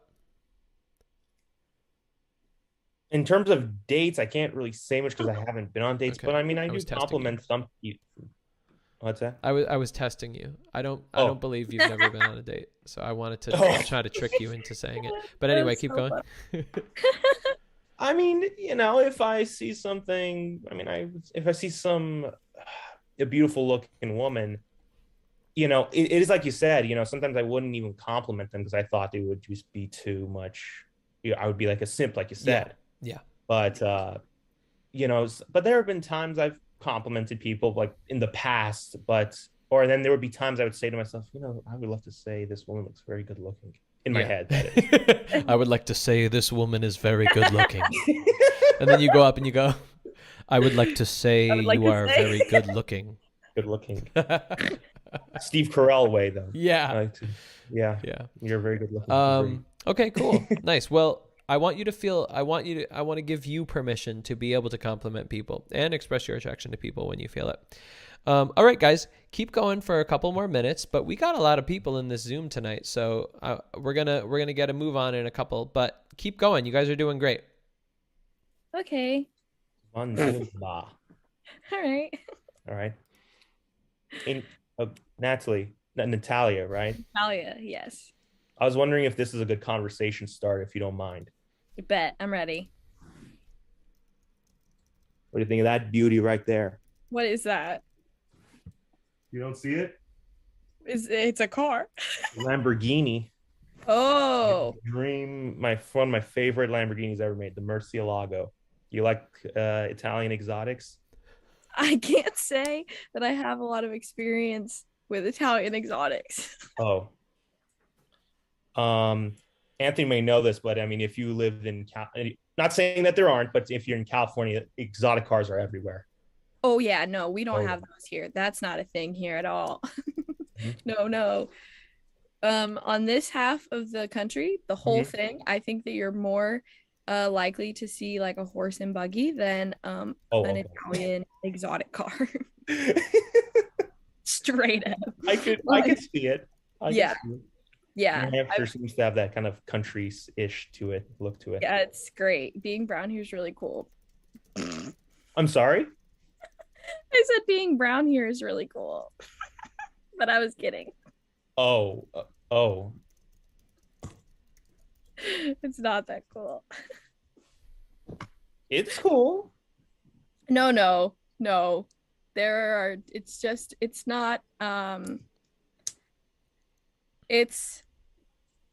Honestly, it sucks. It's just really bummy. Like there just aren't a lot of people that look like me here at all, anywhere. So yeah, that's okay. Okay. But that was one thing. What else would you want to discuss or something? I can't think can come on my head. What about you? What kind of music do you like? I like all music. I like every music except for like heavy metal, because I don't really like being yelled at very much. You may not want to listen to 3 Days Grace. Yeah, I'm okay, you know. Yeah, don't listen to I Hate Everything About You because it's just yelling. I hate everything. It's just yelling. But don't listen to that song if you don't like it. That seems so sad. What is like? This is something I want to know.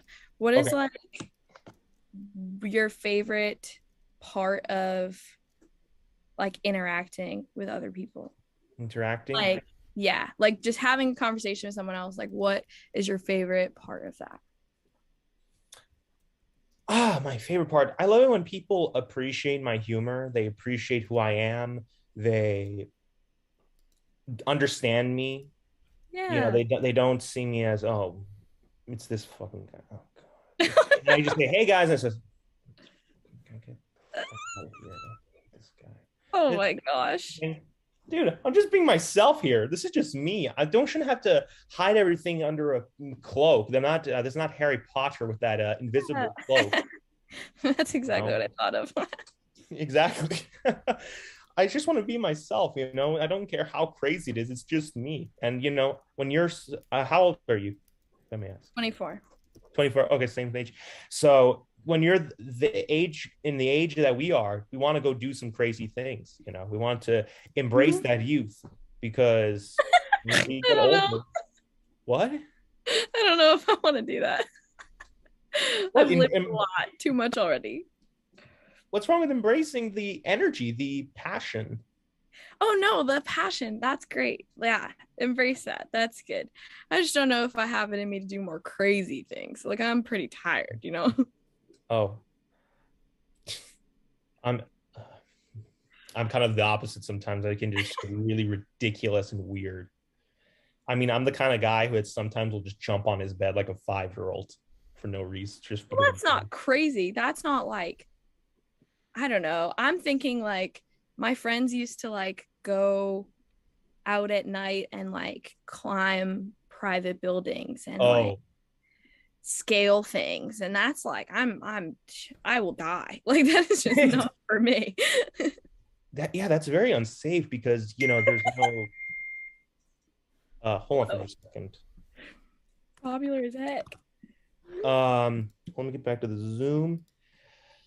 That's very dangerous because you know there's no floors are missing. All of the you could scrape your arm on some sort of rusty piece of beam. It's not something you want to be in at all. It's very dangerous. Break so many parts of yourself. Exactly. You know, it's kind of fun to explore, but I don't want to get it to go for a tetanus shot the next day or find a dead body on the ground. Ugh. Oh man. But all right, well let's stop right there, guys. All right. Let's stop at find a dead body. Yeah, that's good. That's the best place to end. Yeah. All right, so I'd love to hear Natalia, how was the date for you? Did you feel a hubba? He's so cute. Yeah. I thought it was good. I really like just being able to like talk about whatever. That's really cool. And honestly, I can't do that with like everyone. I think what was I gonna say? I don't remember. It was good. I liked it. It went fine. Oh, I'm like much better in person, I think. Because I'm like definitely a physical person, so I think you can tell more, like you can tell my interest much more if I'm in person, and I think that would have lent to me feeling more like it was a date, you know? Yeah. Like, yeah, over the computer super hard for me, so I think that was hard. But other than that, okay, I think you did great. So, thanks. So I'd like to see you in full form, Super Saiyan. Yeah. And Bijan, what about you? How did the date go for you? I think it went well. I just I'd like to have more dates like this in the future in my life. You know, this enthusiastic behavior with Natalia, I really like. I wish I could find more people like her. Oh, this is cute. Okay, cool. Well, you guys have any questions for me? No. Cool. I have a comment. Oh, say it. Anthony, I also like doing this mock date because it really made me feel more comfortable and, and to express myself, but to also be more comfortable.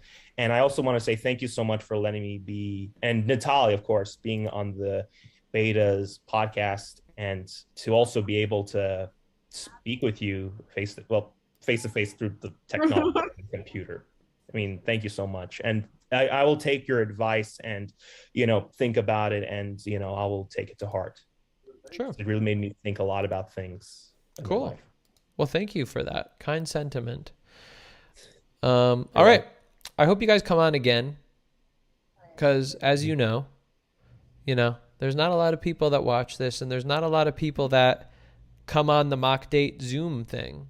So to have you guys on, it's not like you will be like, oh, what's the use? Like you're likely going to be on the podcast with me. Just remember that.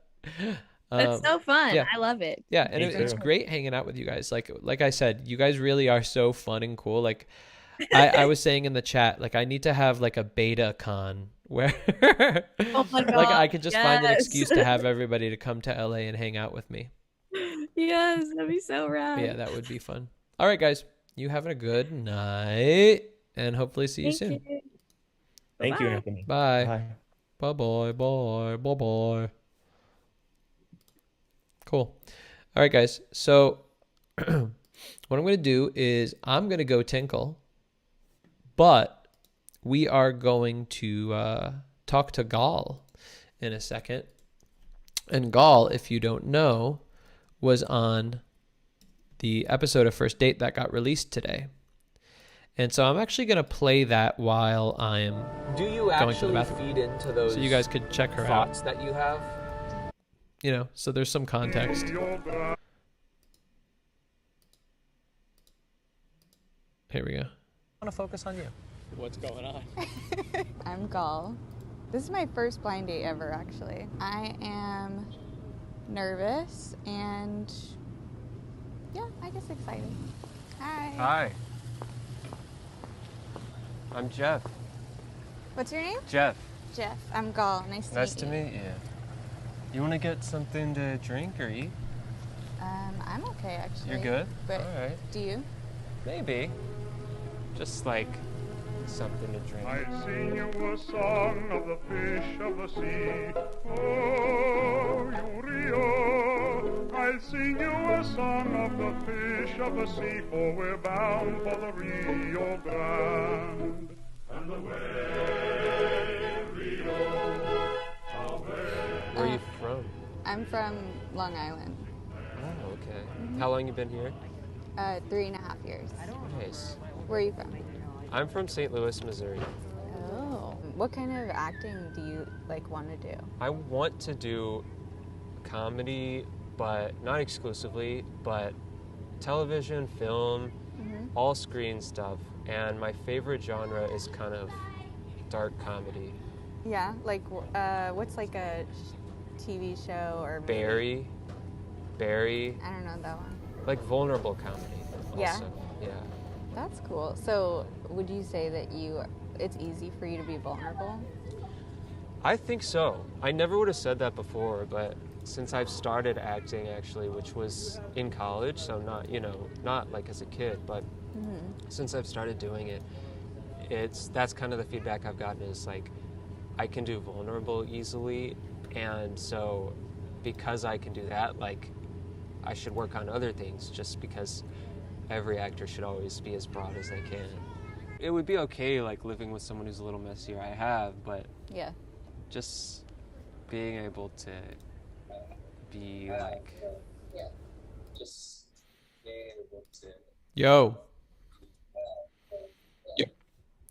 Yo. You can mute the Zoom call now. I mean the beta. I mean the stream. The stream.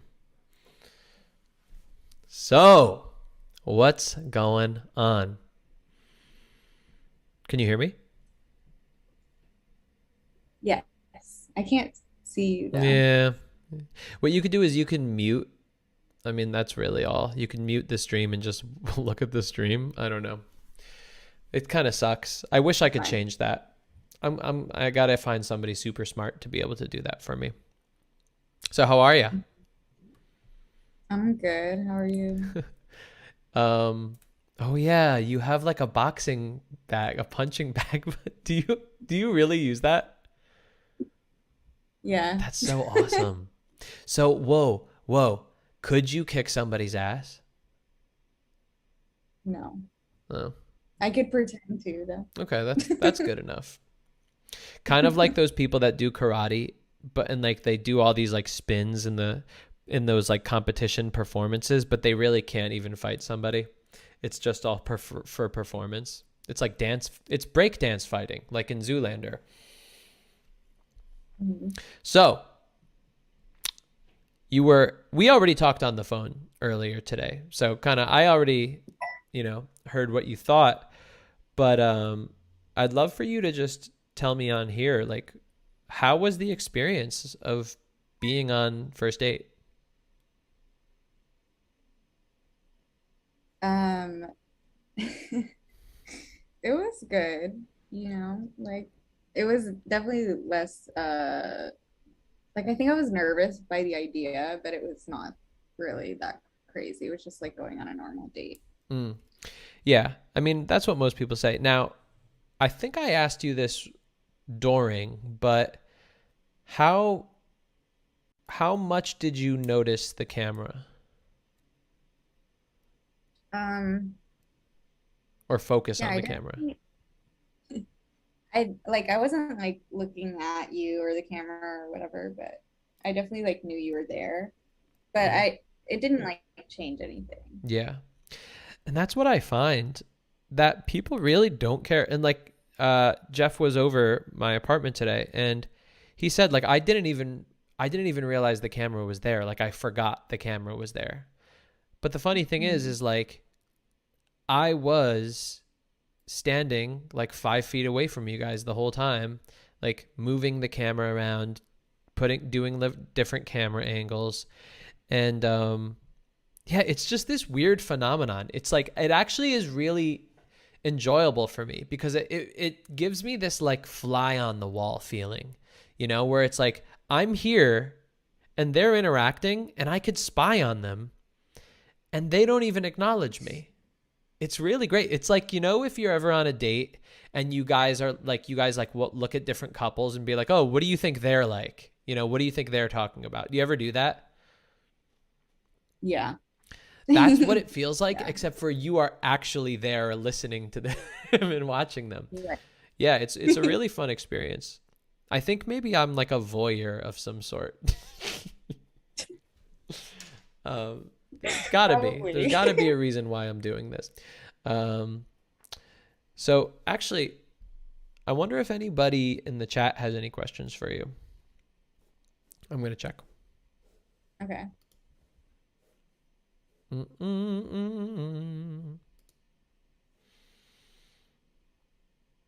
right, hold on.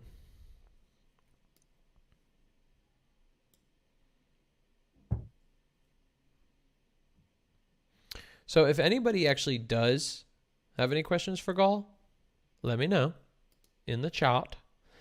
But would you like to go on another mock date on here? I don't think I have the energy for it. Do you want to ask me anything? I don't know. I don't think so. I'm like still, I'm still in shock from watching the video, and like I want to know how you feel about it. Give me more details. Like what are you in shock from?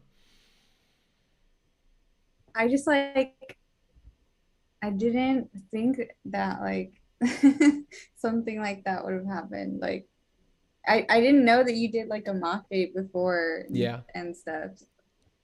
But the mock date, like I say, it's not real. That was not supposed to happen. Yeah. That was not what I wanted. Yeah. I guess I like, he did seem like more distant during the date, so yeah, I guess it makes sense. Okay. Like he wasn't listening or paying attention to anything I was saying. Oh, interesting. Very interesting. So you could tell, is what you're saying. Yeah. Okay. And now, that's kind of what people were asking. What did you think of Jeff? Yeah, I thought Jeff was cool. Like he was like, he seemed like he had more personality to him that like wasn't showing as much. until like the second half, which, you guys saw that. Probably. Yeah. Yeah, he was cool. Like, I thought that we like had stuff in common. Yeah. And you told me that like you actually, when you saw him talking about like musical theater, you got excited and were like, oh my God, me too. I love musical theater.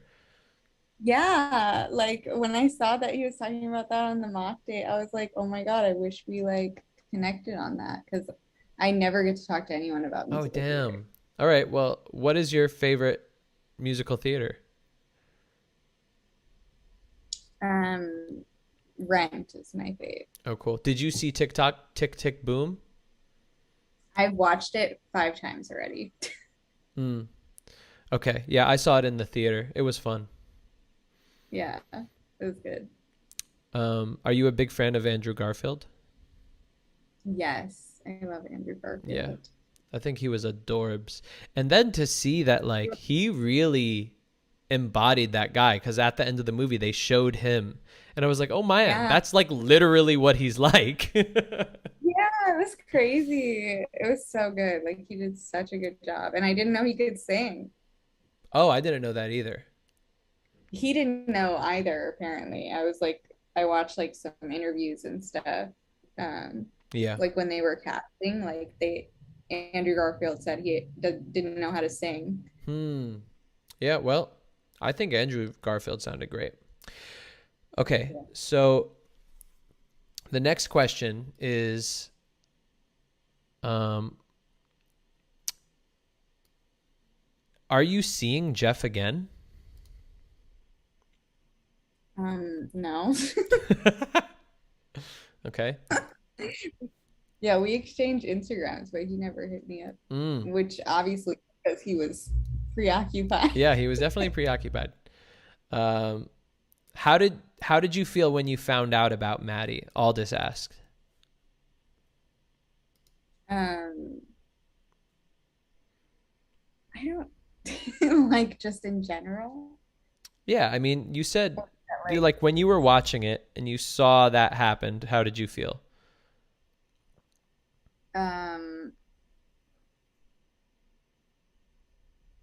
Yeah, I guess I was just like it took me off guard. Like I was like not expecting that at all. And then were you disappointed?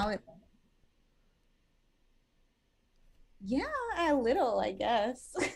Did you? But it wasn't like it didn't rock my world or anything like that. Okay. What is happening?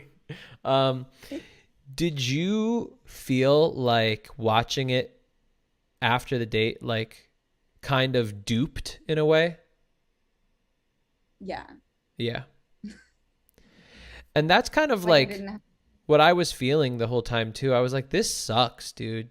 Like I truly did not want that to happen. Yeah. Yeah. Cause I was really excited for you guys to like meet and have it all work out. Okay. Mm-hmm. And I'm looking at other questions. Okay. Amit asked, how did Gal feel Jeff changed in the second half? I mean, yeah, it seemed like he just like was actually like bringing out his personality and he was actually present, because I feel like in the first half, like I said, like he wasn't listening really, like he wasn't paying attention, but then in like the second half, like he just like seemed like he like let loose more. He still was like not that attentive, but yeah, it was better. Yeah. And that, yeah, it's funny. I really do think it's nerves. And also I think another thing is judgment. I think what people do is when they first meet somebody on a first date, before they know anything about them, they try to fill in the blanks with the small information that they already have. Mm-hmm. And I think because he was also like really surprised the second half, it was like, oh wow, like this is so much different than I thought it would be. And I find people do that all the time. And I work with people, when I'm coaching, and they're always telling me, oh, you know, in the first second I thought this and this and this. I was like, listen, you're already setting this date up for disaster because you're not giving it a fucking chance, dude. Right. Yeah. Okay, let's see if there's any other questions. Okay. Matthias says, what is your ideal date like? As in, what characteristics do you look for? I have a feeling that there's a lot of people that are simping for you, Gal. And so, yeah. Okay, so what do you look for? Yeah. I guess I look for a lot of things, but like most importantly, someone that can make me laugh, but also like have a very serious, deep conversation with me about like their values. So I like I told this to you before, but like I really like balance. Like I like to have like both sides. Yeah, that makes a lot of sense. And I believe in that too. Yeah, that's true. And you know, something I noticed that didn't make the cut, the final cut, but now that you say that, it just popped in my head when you were on the date. When you learned that Jeff was Jewish and he learned that you were Jewish, you were really like expressing to him how passionate you are about being Jewish and how much you love the culture and all of that. And I could tell like you were really, you know, that was something that you really felt strongly about. And yeah, I really like that side of you where like you were able to let that. Thank you for saying that. But yeah, that's how I am. Like I like to like have fun and laugh, but like I also want to like get to know like what people find important, and like it's important for me for other people to know like what I'm passionate about. Yeah. Sophia says, not a question, but Gal is beautiful. Okay. You cut. I don't know if you said something. What'd you say? I don't know if you said something because you cut out. Oh, damn, I'm cutting out. Okay. Sophia says, not a question, but Gal is beautiful. Thank you. And Evelyn says, she's so pretty. Thank you. Okay. And Matthias asks another question. Did it surprise Gal when Jeff suddenly opened up and was more funny? How did it make you feel? Maybe more attracted? Do you personally think that humor can ignite deep attraction? Wow. That's a good question. I don't think I was shocked because I was like expecting Anthony to be like telling him to like do something weird, like when he came back. Oh yeah. Like, but yeah, I think humor is super attractive. I think like any guy that like can make a girl laugh, like he's already like has an upper hand. That's true. That's why Pete Davidson is cleaning up right now. Do you like Pete? Yeah. Nice. Pete He's hilarious. Yeah, he's dope. Cool. And yeah, I think that's it. I think that's all the questions we got for the night. Let me check one more time. Yeah. Goth, I want to thank you again for, you know, taking a chance on love on the thing. And I want to apologize for having that happen. That sucks. Like I really hated that happened. And I told you on the phone today, like, I think it would be good if I could, you know, put you on a date and, you know, work with you, and you could take time to decide. But, I really do think that would be great. And also, like I said, I think it would just be fun in the way that, like, I think people want to see more of you. Kind of like, you know, like I said, like in The Bachelor, you know, the following season of The Bachelorette is somebody that was from The Bachelor, and then so on and so on and so on. Mm-hmm. Yeah. So, you know, If you ever want to, let me know. Yeah, I am on a journey to find love. So Good. I like that. Well, I mean, that's what this is all about. Yeah. Cool. Any questions for me before you go?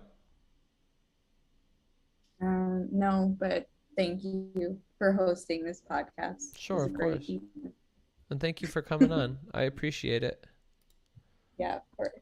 All right. Have a good night. You too. Okay, bye-bye.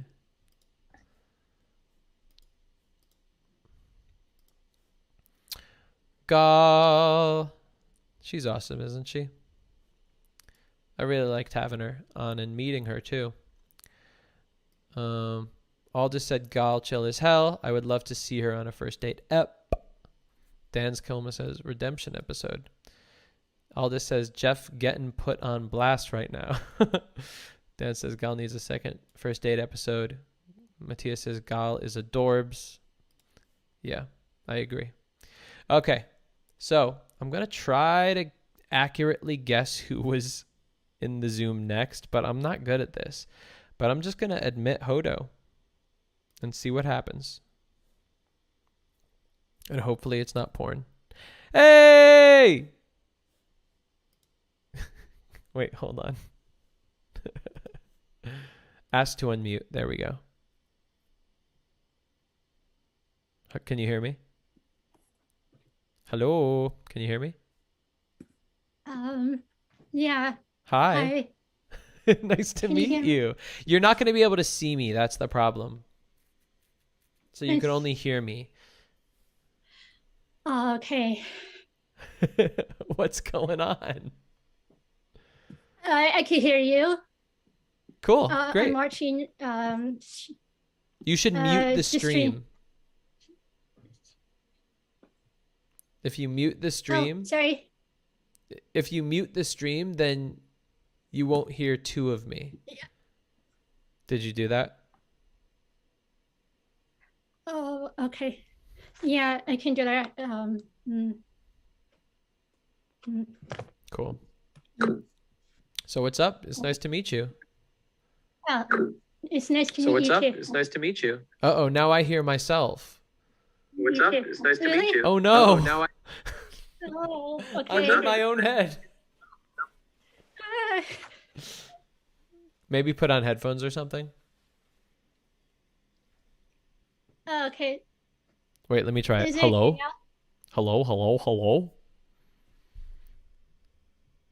We're good. We're good. Hell yeah. So your name is, tell me your name. Is it working? It works. Can you hear me? My name is Hodo. Hi, Hodo. I don't know what's happening. This is great. Okay. Uh-oh. Is it good now? Hodo is scrambling. Let me know when it's okay. I could hear you. Just let me know if you could hear me.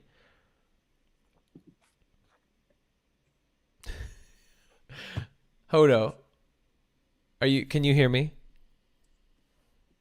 All right. Hodo's having technical difficulties. I really, really want Hodo to chat with me, but I am going to put her on hold for a little bit until she could work it out. Put her on hold for a little bit. Okay. And we are going to bring in Daniel Millett.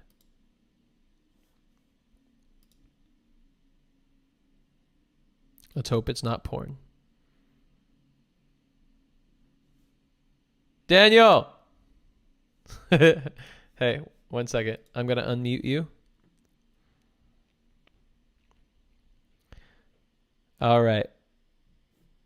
Nope, still muted. Hello? Hey, what's going on?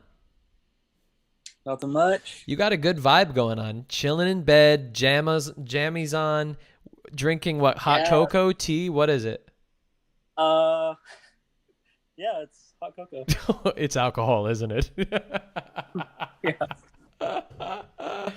Nice to meet you. Yeah, finally good to talk to you. Hell yeah. Okay. So, what do you want? Throw me someone to date. Nice. Let's get you on a date. Yeah.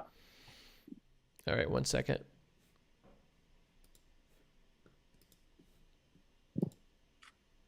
Boom. What's up? Sophia is connecting to audio. Boom. Mute me. Hi. Mute the stream. Hey. Let me mute the stream real quick. Okay, hey, what's up? What's going on? How are you? Good. How's it going? It's good to see you again. Yeah, good to see you again. I love the beanie. Oh, thank you. Now, are you able to see Daniel? I'm not. No. Okay, hold on 1 second. Oh, you know what you're going to do? Are you on your computer or your phone? I'm on my phone. Okay. What I want you to do is try to find like the viewing mode. Oh, actually, wait a second. No, I don't think you need to do this. Dan, can you talk? Just speak. Okay, I can see Dan now. Okay. So basically what I think is happening is you have it set onto view speaker. So as soon as I shut up, it's going to show Daniel. Cool. Got it. And Dan, can you see Sophia? If she speaks again, yeah. Okay, but you did see her before, right? Yeah. Nice. Okay, awesome. You guys already look like a match made in heaven. And Sophia, where do you live again? I live in Utah. Hell yeah. Where in Utah? Southern Utah. So like kind of by Zion National Park, if you know where that is. No, I don't. But somebody just told me that Salt Lake City is a great place to live. Is that in Utah?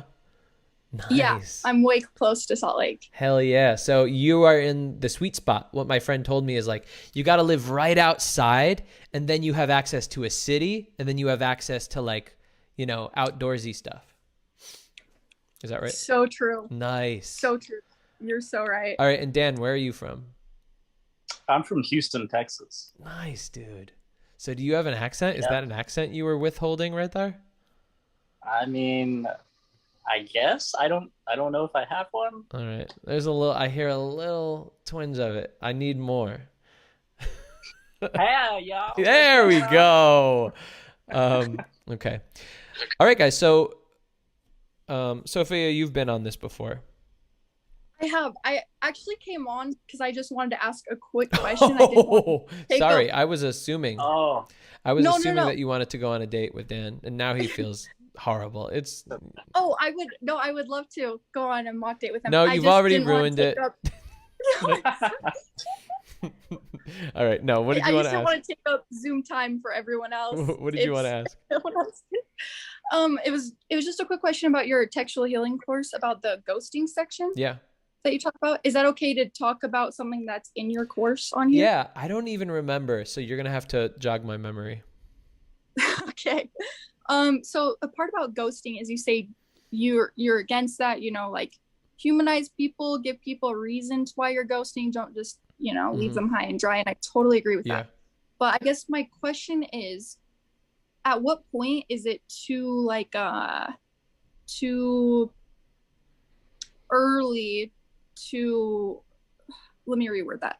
So at what point is it like you don't need to explain? For example, let's say we've only sent like 2 or 3 messages back and forth, then do I have to explain to them why I'm not going to answer anymore? Or if it's only been like 2 or 3 messages, do I just ghost? Is that okay? Wait, so as in you've never even met them in person? Yeah, that's what I was wondering. Oh, yeah, so yeah, no, that's fine. I found that is fine. Okay. Yeah, don't worry about that. I mean, and listen, people will get still upset about that, but that's out of your control. Listen, we all acknowledge that people are talking to several people a day online dating, and before you meet the person, it's just random strangers that you're talking to. So you don't owe, I'm sorry, I will now stop talking to you. I will move on to the next suitor. Like, no, that's stupid. And if they ever make you feel like that is your responsibility, it's just their insecurity. Okay. And just understand that and just go, listen, I know that I'm just assuming that you're asking this because maybe you've had a couple people get pissed at you for not responding to them. Yeah, you're actually right. Okay. Or they'll like send a few more messages, Yeah. or like, are you there kind of thing? Yeah. And I'm like, I'm like, I already know I'm not interested, but I don't want to be Okay. mean, What you could or do mean. is, I don't know if all apps do this, but I'm pretty sure like Tinder, if you just unmatch, I think it just removes them from, you are removed from their thread, like threads. So they don't even remember who was that person. They won't even be able to find your thing. I'm all for ghosting if you guys haven't even met or haven't even talked. Like, that's a different thing. That's not ghosting because you never appeared to them. You only ghost once you have been alive to them, right? Right. Okay. That's a great clarification. Yeah. Actually, So don't worry about that. But thank you for asking. That's a good clarification. Yeah. Okay, that's awesome. Yeah. One more thing after that. Yeah. So even after, let's say you have like a 30-minute phone call with them, No, and that's then where it gets because this happened to me, murky. Yeah. I talked to them on the phone, and then I realized halfway through that I was getting kind of like creepy vibes. I get, the vibes are not good. Yeah. So I realized I wasn't comfortable meeting up with them. Yeah. But within the first half of the phone call, I had agreed to meet up with them. So in that kind of, I did text them and I said, I actually realized I'm not comfortable meeting up. And they got super duper upset, which kind of meant my vibe reading was right. Totally. But what do you think? Yeah. No. Did you say what do I think? Yeah, like about. Yeah. No, I think you did exactly the right thing. Okay. Listen, you're going to deal with a lot of angry boys. Okay. Red pill fucking philosophy is strong these days, and it's all just intensifying the anger. It's literally like the dark side. It's like, yes, let the dark side enter you. Like, use your anger. It's that's literally like what's going on. I don't know that they understand that. Like, do they see the fucking connection here? But you're just gonna have to understand that there's gonna be angry people, and the only thing that you really could do is realize that these are just immature boys, and deal with that. Like, they're immature, and they're gonna have to deal with shit on their own. But yes, so I personally think that if you guys had a phone call and then that person texted you, yes, and then you didn't respond, that's kind of like you didn't meet in person, but still, like, you guys had a conversation. It was 30 minutes.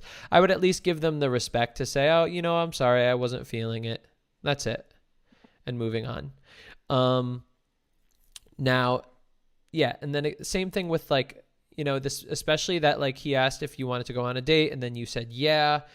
Yeah, like, you're definitely allowed to say, sorry, I wasn't feeling it. Like, don't you dare feel like you have to go meet up with this person, like, you definitely do not. But yeah, exactly what you said, I think is fine. Just saying, like, yeah, sorry, I just wasn't feeling it. I don't think I want to meet up anymore. And then he proved himself, creepy by exactly what you said, and invoking the dark side, thinking that would have any effect on a Jedi such as yourself. Okay. All right. Okay. Are we good? Yes. Thank you. Also, Dan, do you have any thoughts about this? I'm sorry to cut off your time. Hey, ghost who you want to ghost, I guess. Nice. Yeah. So Cool. ghost if you want to ghost, but I don't recommend it if you met up with somebody in person or if you talk to them on the phone. Okay, great. Yeah. Thank you. That helped. Cool. So do you want to go on a date with this strapping young gent? Sure. I'd love to. Nice. Awesome. Okay. And Dan, I appreciate you, hanging out and waiting right there. Oh yeah, I'm in bed. Cool. Are you drunk? No, I'm fine. Okay, good. No, I was joking. You're allowed to be drunk if you want. You're at your own house. You're in your own home. Okay. All right. I'm going to get out of here, guys. And I'll jump in when I find the time appropriate, and yeah, just have a fun time. You guys know how to do this. So you're all good, right? You get it, right? Yeah. Yeah. Okay, good. All right, I'm Ready gonna to go. Bye-bye. Okay, wait, Dan, are you the Dan Z in the chat? The Yeah, one that's- saying all the funny things? That's me, yeah. I love your commentary all the time. I'm not always like talking in the chat, but I'm watching, so it's always funny. You're a lurker. So what's your name again? I'm Sophia. Sophia. Okay. I'm Daniel, or Dan's, whatever you want to call me. So Nice to meet you. You live in Utah? Yep. So you live in the Grand Canyon, or? Yep, I actually live like right in the Grand Canyon. But yeah, it's super close, super cool. And you said you're from Texas. Do you guys have like, so do you eat huge portions? You guys have like it's like Texas sized, right? Oh yeah, I just got done like eating like a 72-ounce steak. That actually sounds bomb right now. Yeah, I mean, food here is definitely different than most places, I guess. What kind of food do you eat in Utah? Ooh, I guess the normal food. I had a burger the other day. It's pretty good. Oh yeah, did you have that in the Grand Canyon? Yep, I was in the Grand Canyon eating my burger. Also, I just want to have a side note to say that I went to the dentist earlier today, and I feel like this part of my face is numb. So if my smile is like half drooping, that's why. Just had to put that out there. Did you get like one of those shots in your gums? Yeah, I got like 3 in this half. So that's why I was feeling a little too shy to go on a mock date, but it's all right. Here we are. It's fine. You're doing better than me. Speaking of smiles, though, you have a nice smile. I noticed that it came on. Yeah, Yeah, my mom's actually a like a dental hygienist at the moment. Yeah. No way.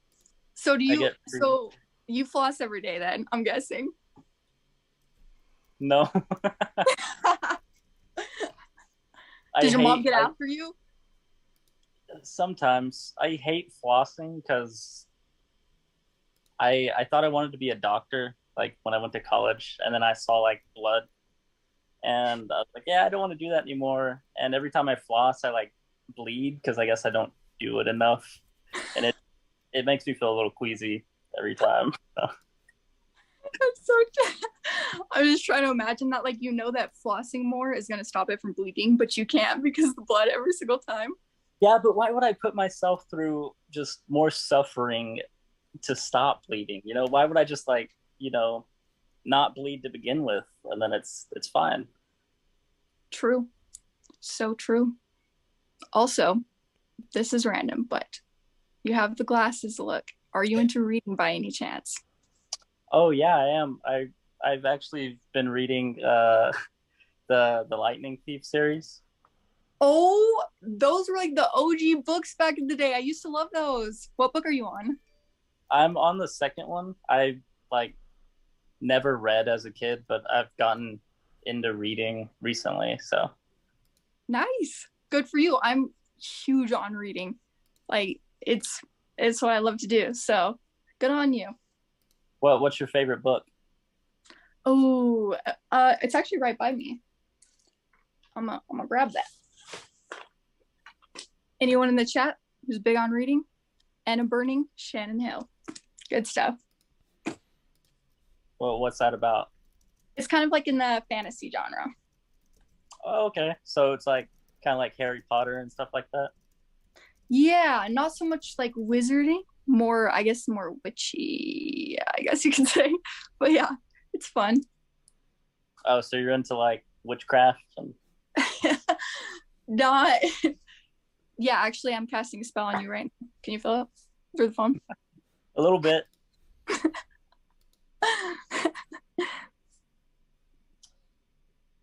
Yeah, I think the first book I started reading was like a couple months ago, and it was It was actually the first Harry Potter book. I've never read. I'm like going through a phase where I'm reading all the books I should have read as a kid. So That's a great phase to be going through. It's I never got- too late. It's never too late. yeah, I've enjoyed it. I never understood the argument of, you know, the books are better than the movies until I started reading more. And I was Now like, you get it. yeah, maybe Okay. I got a point. Speaking of like books adapted to films, have you seen Dune? No, I haven't. Oh, put it on your list if you're into that. Yeah. Should I read the book first? Yeah, read the book first. Okay. How long is the book? It's pretty decent sized, but it's a little hard to keep up with, I will say, but I say go for it since you're starting to read all the books. But first, finish your Harry Potter, finish your Lightning Thief. But yeah. Okay. I recently got gifted the Les Mis book, and it's like 2,000 pages. I'm like, I'm not gonna read that soon. Yeah, I'm not doing that. Okay, so you like reading. What else do you like to do? Well, you did mention Les Mis, so I do enjoy theater. What about you? Okay. Yeah, You're yeah. into I that? enjoy theater. The last play I saw was Hamilton in Dallas. Cool, right on. It's also really nice to go to live things now that like restrictions are starting to lessen. Isn't that a great feeling? It is, but I'm I have been a shut-in for months. I don't know if I can transition back as easily as other people. Are you an introvert then? Yeah, I'd say I'm more introverted than others. That's nice. I actually love to adopt introverts, so it's my part-time job. Are you must be a theater kid, huh? You're... There's so many like there's so many biases that come with the word theater kid. I'm like, I don't know if I want to adopt that, but I I did a little bit, not as much as I wanted to, but yeah, I did a little bit.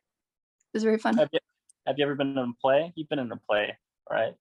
Yeah, I was in play. I was Cinderella's ugly stepsister, and while we were doing the play, this is a true story. It was in front of my whole school. I was like pushing my other stepsister because we were pretending to get in a fight, and I literally pushed her into like this it was like a wardrobe with it was like a prop or something, but I did it as a just like while we were acting, right? And I didn't mean to push her as hard, but I was really getting into it, and I literally made the whole like backdrop and everything fall down. It was terrible, and this was in front of the whole school. Did you play it off? Oh yeah, like everyone was laughing and stuff, and I was dying inside, but it was kind of a silly moment, so it worked out fine. But have you ever had like an embarrassing public moment like that? I was actually in Greece. Okay, wait. I love the setting already. Go on. Yeah, I was Roger, the guy that moons people.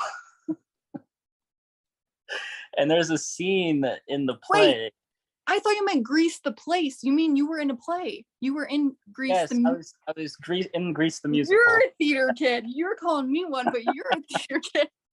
Okay, I'll stop. I was kind of adopted by theater kids. I wasn't like the main, it wasn't my main thing. But yeah, I was in the musical playing as Roger. And there was a scene where we get into like a scuff. Scuff. And they pulled my pants down. And you didn't know this was gonna happen? Yeah, I showed the audience my boxers. So yeah, that was That's something. so funny. But yeah, I don't know. Theater it's fun. I would love to like get back into acting, but I don't know how I would do that now. It's harder like at this age because it's not like it is harder at this age. There's not as many like clubs, I feel like, organizations to join. nobody talks. Okay, sorry, I'm switching it. Like I'm segueing into something else here, but nobody talks about how hard it is to make friends when you're an adult. It's like way harder. Would you agree? Yeah, I get that. Yeah. You get that? Okay. I'm like, is it just me who thinks that? I feel like I just want to like do what I did in high school and be like, hey, you want to be friends? But I don't know. That just feels. I do want to be friends, Dan. See, there you go. It does work. Maybe it's not as hard as I make it out to be. Maybe it's not. So you don't have any like cool clubs in Utah that you go hang out with? No, I mean, I guess I go to yoga club. I guess that's cool, like that. Do you like to do anything like active like that? I don't know about yoga. I'm not into twisting my body in ways that it shouldn't, but I do like to like go out and walk in nature and hike and stuff like that. Okay, that's nice. How far away from? Wait, so you're in Texas. How far away from you are you from like a nice nature walk? I actually live across the street from a nature like trail park. Oh, that's so nice. Yeah, I can just like walk like 10 feet across the street and be in nature. There's something about nature that just makes you feel so like connected again. Like sometimes it's nice to get away from media and things and just be like connected with yourself. There's something about nature that does that. Do you feel that way?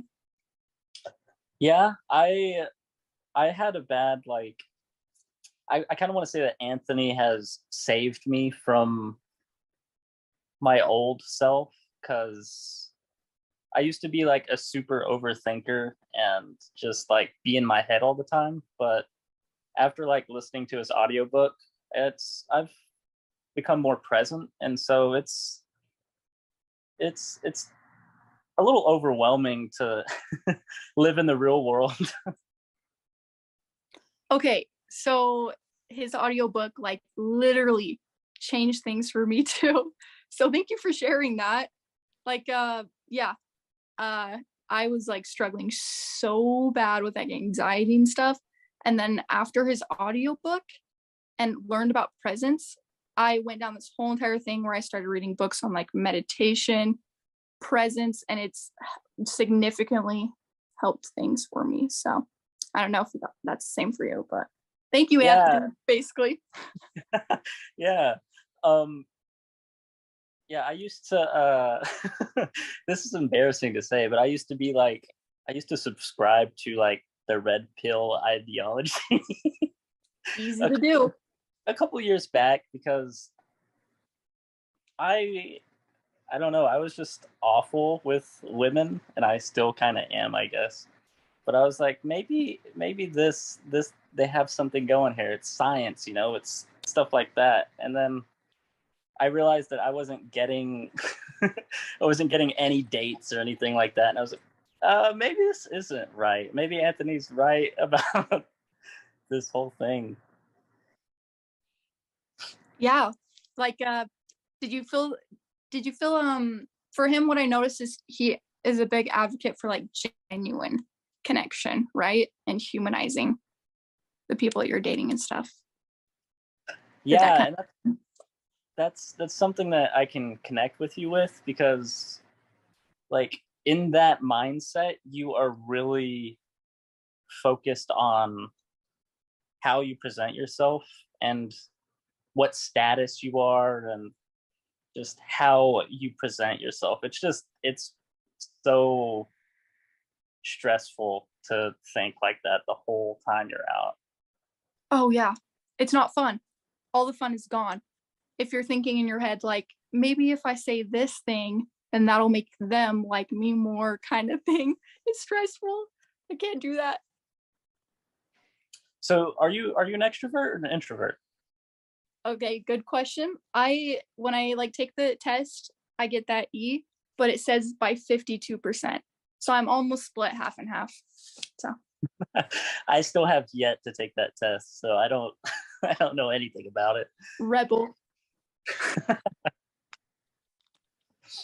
So do you like find yourself being more social at parties, or do you tend to stick in the corner? If it's a dance party, I'm in the middle of the dance floor. You'll find me. Just, you know. I don't know what that was, but What's your go-to move? Is that it? That's the go-to move. Just a little you know, a little Michael Jackson. Nice little finger wag, you know. Is that your move? Yeah, so I would say if it's like a loud party or something and there's music, but when it comes to more like let's say it's like just a barbecue and there's 16 people there and I don't really know them, then I'm a lot more shy. What about you? I'm a little different. If it's like random people, like strangers I've never met before, I'm more outgoing, but with my family, I'm more reserved, I guess. I don't know if that's like something I'm afraid to like show my family, because I've always thought that I'm more of like a shy person, and it's just weird. But when I'm with my friends, you know, I'm like super loud and outgoing. It's just, I don't know. But like at random parties, I guess I would go meet people, but I wouldn't be out on the dance floor, you know. I'll drag you out. Just kidding. No, that's super interesting. I wonder why that, I wonder why you're more introverted, and then maybe it's like when it's around people you don't know, there's zero expectation. They have no prerequisite to who you are, so maybe. Yeah, I guess that's it. Like, I don't want to, it's kind of weird to like think that your family views you a way that you're not, but you don't want to like upset what they believe in. That's do you kind of know what I'm getting at there? 100%. I mean, yeah, sometimes there's like two sides to you, right? Side you show your parents and the side that you're out when you're out with your friends. Yeah, my innocent side, and then my friend side. My hide. I liked that, by the way. Yeah. Dude, nice bed though. Oh my god. You're posted up. Yeah, I was about to like almost go to sleep before Anthony dragged me into Zoom. I've probably been in Zoom like 3 or 4 times, but this is the first time I've been here. So wait, on Zoom in general in your life? Yeah. Okay. So how old are you then? I'm 25. 20? No, I'm just kidding. Nice. I'm a fellow gal in her 20s. All right, guys, let's take a break. I didn't want to interrupt because I was like, damn, these guys are so adorbs. And it's actually proven, too, that you guys are adorbs. It's not just me thinking that, because I put out a poll, if you check the chat, and I said, are Dan and Sophia adorbs as hex? And 94% believe that you guys are adorbs as hex. So that's empirical data right there. So yeah, it was great. I loved watching you guys interact. Y'all have just a great chemistry, great back and forth. And yeah, I didn't really want to interrupt that much because I thought it was just so wonderful. So Sophia, how did you feel? I felt like it was really easygoing. Nice. And I did like that he started to bring up like he was the one who like started to bring up more, I don't know if vulnerable is the right word, but like more vulnerable things, kind of about how he found you and he used to struggle with being. So I liked true. That. Yeah. So I think Dan, you did an amazing job of that, and doing it in such like a very matter-of-fact way, which is the best way to kind of be vulnerable. Just like either playful about it or just kind of neutral. And it was great to hear. And Sophia, what I thought you did really good at is like, I could tell, I don't know, do you watch like every podcast or something like that? I try to. A lot of the time it overrides my work, but sometimes I'll be at work. Because I feel like you listened to everything I would say to people on mock dates and were like using it. And I was like, oh, she did that. She did. Like I could tell that you like complimented him and it was like really good. And I don't know, you you seem to kind of embody like a lot of the stuff that I teach, and I really, it was really fun to watch that.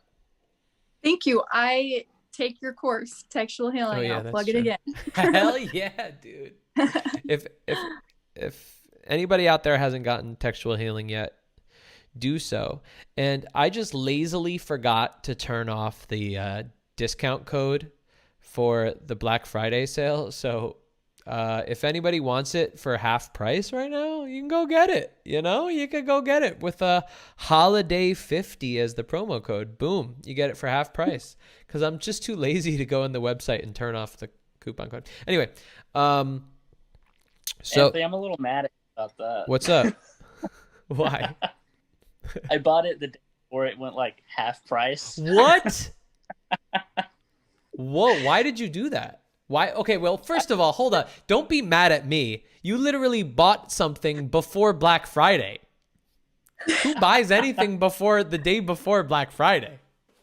You know what? Yeah. Yeah. But honestly, you shouldn't be mad also just because you're supporting the channel. So that's another thing, though. So I thank you. Thank you very mucho. So Dan, how'd you feel about this date that you just went on? I thought it was great.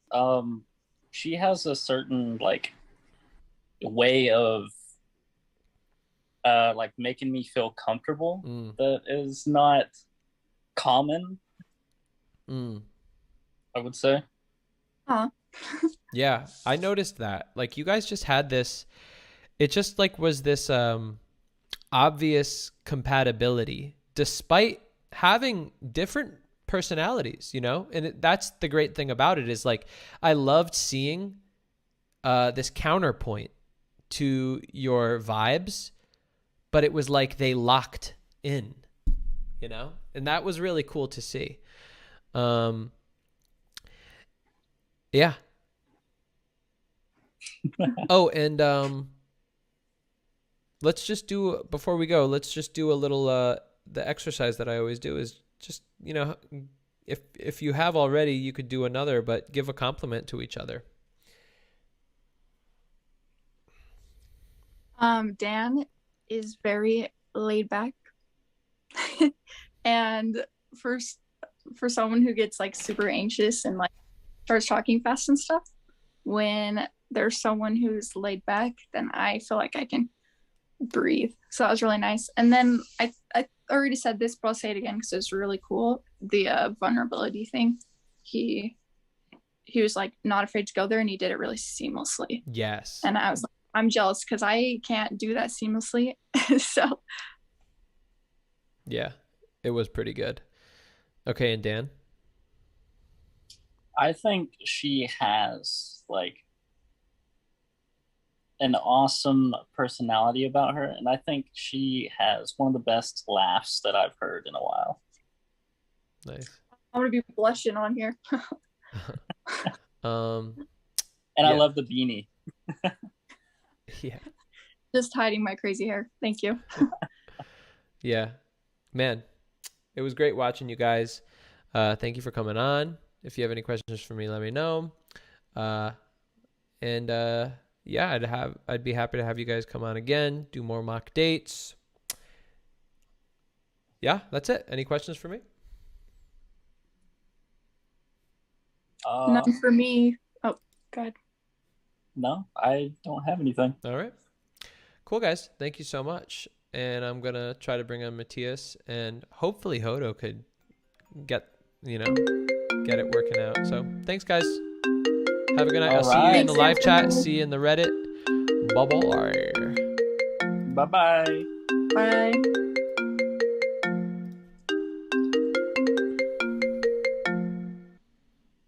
Hey, what's up? What's up? Yeah. I was just thinking, like, you're live on the podcast, by the way. Hello?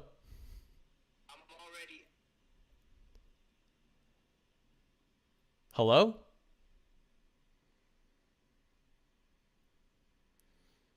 Yo, you got to get good reception, bruh.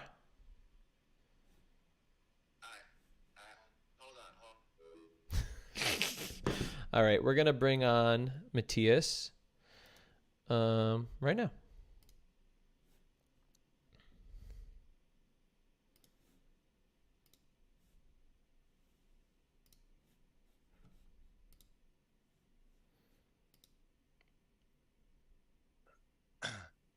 Hey. Hey, Anthony. How What's you doing? going on? Hold on one second. I want to hold on. It showed me instead of you. I'm going to try to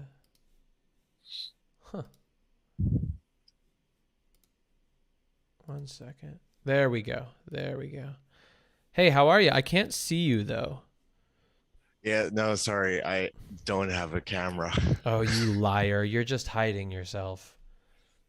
Yeah, you just caught me right-handed. I'm Norwegian, so I don't know the words properly like that. So what's up, man? Nice to meet you. No, honestly, yeah, thank you. You too. I'm actually really happy to be on. Last time I wish I could be there, but there's a different time in Norway, and right now it's actually just a few more minutes left until everybody gets up. So, Oh wow, damn. Yeah, you made it. I'm actually really happy about it because yeah, it's just really fun to see and actually be in the room and chat with all the other people. Oh, good. And I'm just glad. be there. That makes me feel really good to know that like people are actually enjoying it. And yeah, because I don't have any perspective on how it feels for you guys. I just know that I'm putting this out, but to hear that you on your end are actually enjoying this and you like to come and watch the stream, that makes me really happy. And so what did you think of did you watch the interview with Chase? No, I actually don't think I did. I came in I think I was like, yeah, when you were talking about the guy with the mullets, no, what's his name Oh again? yeah, Theo Von. Yeah. I came in. That was when I came in, so I was like, huh. But he seems like a really interesting guy. I saw him on Hot Ones. Yeah, he's so funny. Watch his interviews. He's amazing at podcast interviews. Maybe one day I'll get him on here. That won't happen, but I could dream. I got Chase, dude, from Too Hot to Handle. Dude, you could do it. Trust me, you can do it. You got what it takes. All I have to do is make a reaction video and then hope that that person sees it. And then there's the connection. You got the dream, you got the ambition, you got to chase it. Thank you. You teach people how to do it. You can do it, Anthony. I trust you. Thank you. You have any questions for me? Yeah, I do. Actually, so you remember earlier in the chat that I said that I'm a kind of a loud and proud person.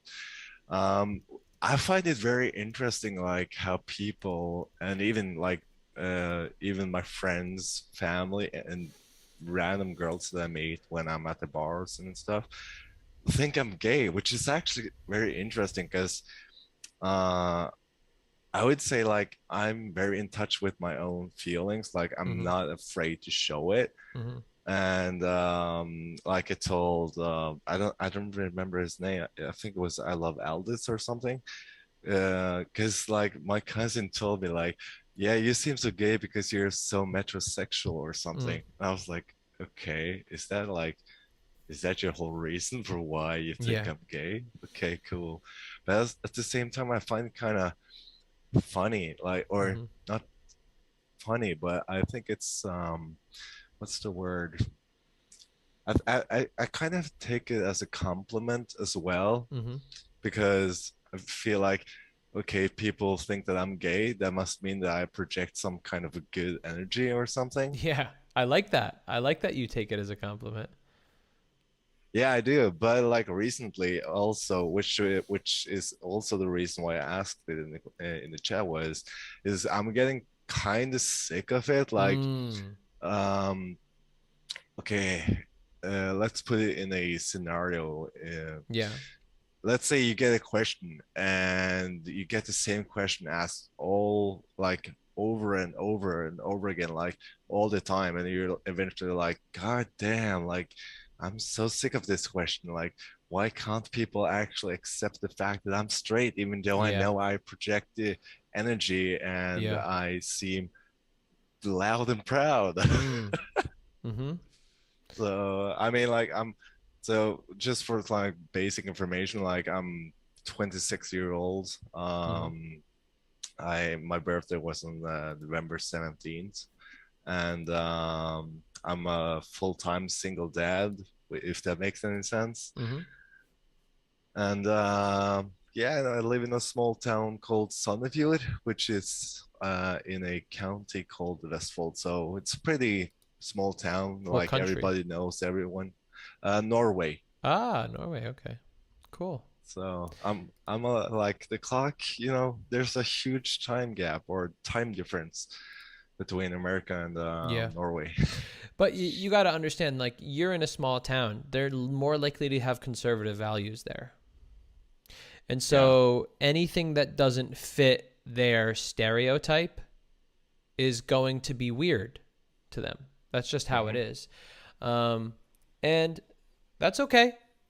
I mean, it's you're yeah. Do you have any questions for me about it?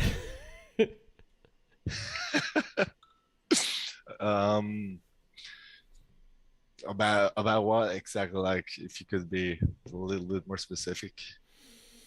Well, this whole thing where people think you're gay.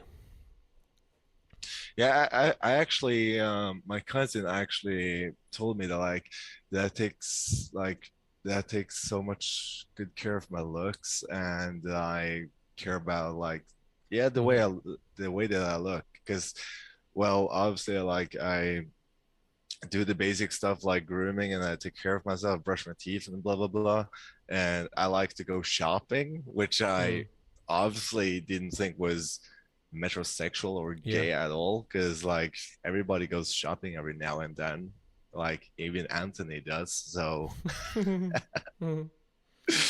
so I don't know, but it may be the fact that I know, because I find it like funny and I love making people laugh. Yeah. And so I can kind of let's give you an example, like, oh my God, you're perfect. Like I can give up that kind of an energy. Yeah. And like, let's say if I were to compliment a guy on his looks, I'd be like, dude, you know what? If I were gay, I'd definitely nail you. Like, but I would do it in a way so that person don't necessarily think that like, okay, he's not gay. He's just like being very specific about the compliment. And yeah. Well, yeah, that's that's we just found the reason why people think you're gay. Yeah. Yeah, I don't. I'm trying to actually work on that, because like even though I try not to be like over the top, it's just part of my nature that I like to actually compliment people. Yeah. And I remember like back when I actually first discovered you, when I actually started like not necessarily coach people, but I like try to look at the ways that you kind of help others and how you coach them. And I was like, dude, like this dude knows what he's doing. And so I try to like adapt your philosophy in a way, if that makes sense. Yeah. So nice. and that's also one of the reasons why I'm so comfortable. Like, I love that. Oh, thank you. Yeah, but like it's true. Like that's one of the reasons why I'm so comfortable projecting who I really am, even though I come off as gay. Well, yeah, again, you're in a small town. Yeah. But yeah, I mean, if you want it to stop, I mean, do you want it to stop, or are you just, expressing your experiences to me? I actually talked with a friend of mine about this, and I told him like if I stopped doing what I do right now, I don't know who I would be. Like I don't want to put on an act. I know how to act, but I don't want to act like someone I'm not. So that's why like if you told me, hey Matthias, you know what, you guys stop doing that, I'd be like, but Anthony, then who the fuck am I? Yeah. Sorry. Yeah. I just swear. Yeah. So for me, I'm a pretty like I'm the type of person that I only care about my results. So I would go, is this hurting my relationships? Is this hurting my dating life? If it's no, then I don't care. You right? I don't care if everyone thinks I'm gay if it's not hurting my dating life. If it is hurting my dating life, if it is hurting my relationships, well, maybe I do want to start changing, but not changing myself, but merely working on my social skills and understanding how to better communicate with people in a way that will improve my dating life and relationships. So ask yourself that. Is it hurting your dating life? Well, I wouldn't say it actually is, because like I've noticed that like girls seem more attracted in a way, but like I don't remember like yeah, you mentioned that to Jeff in one of in the first episode, like to actually express your attraction, and I think that's where I've actually been failing a little bit, because I'm good at like giving compliments and stuff, but I'm not necessarily as good as actually expressing a certain attraction to that specific person. Like, hey, you look really good. I really like you. We should meet up someday whenever we can. Wait. So, what are you not good at again? Well, okay, so I could like make friends with people pretty easily, to put it that way. And when I want to like express my attraction to a person, I do it. Like there's no way of avoiding it. Like you can clearly sense that I'm attracted to you. But I think how do I explain this? I think one of the reasons why people may not sense my attraction is because like I always hand out compliments to people, but I try to always make it genuine, like not just hand out a compliment because I want the person to like me, but actually compliment them on something that I actually do really think. Like, okay, I really love your shoes, or I really love your personality, or whatever. Okay, but do you express your attraction to them? Yeah, I do feel like I express it, but maybe in a very silent manner, perhaps. Like how? Um, like I'm gonna pretend you're a girl right now. Oh, I find I really like you. Like you're very cute and all that stuff. Basically like that, like in a very silent manner. Like it may not come off as a very clear attraction. Okay. Perhaps. So I want you to just do this in a very simple way. When you express your attraction, just use the word sexy and tell them what you find sexy about them. And that's it. And so you won't have any confusion about going, oh, well, did I do this right? Oh, they didn't read it correctly. Does that make sense? Yeah, that makes a lot of sense. And I think it's pretty interesting, like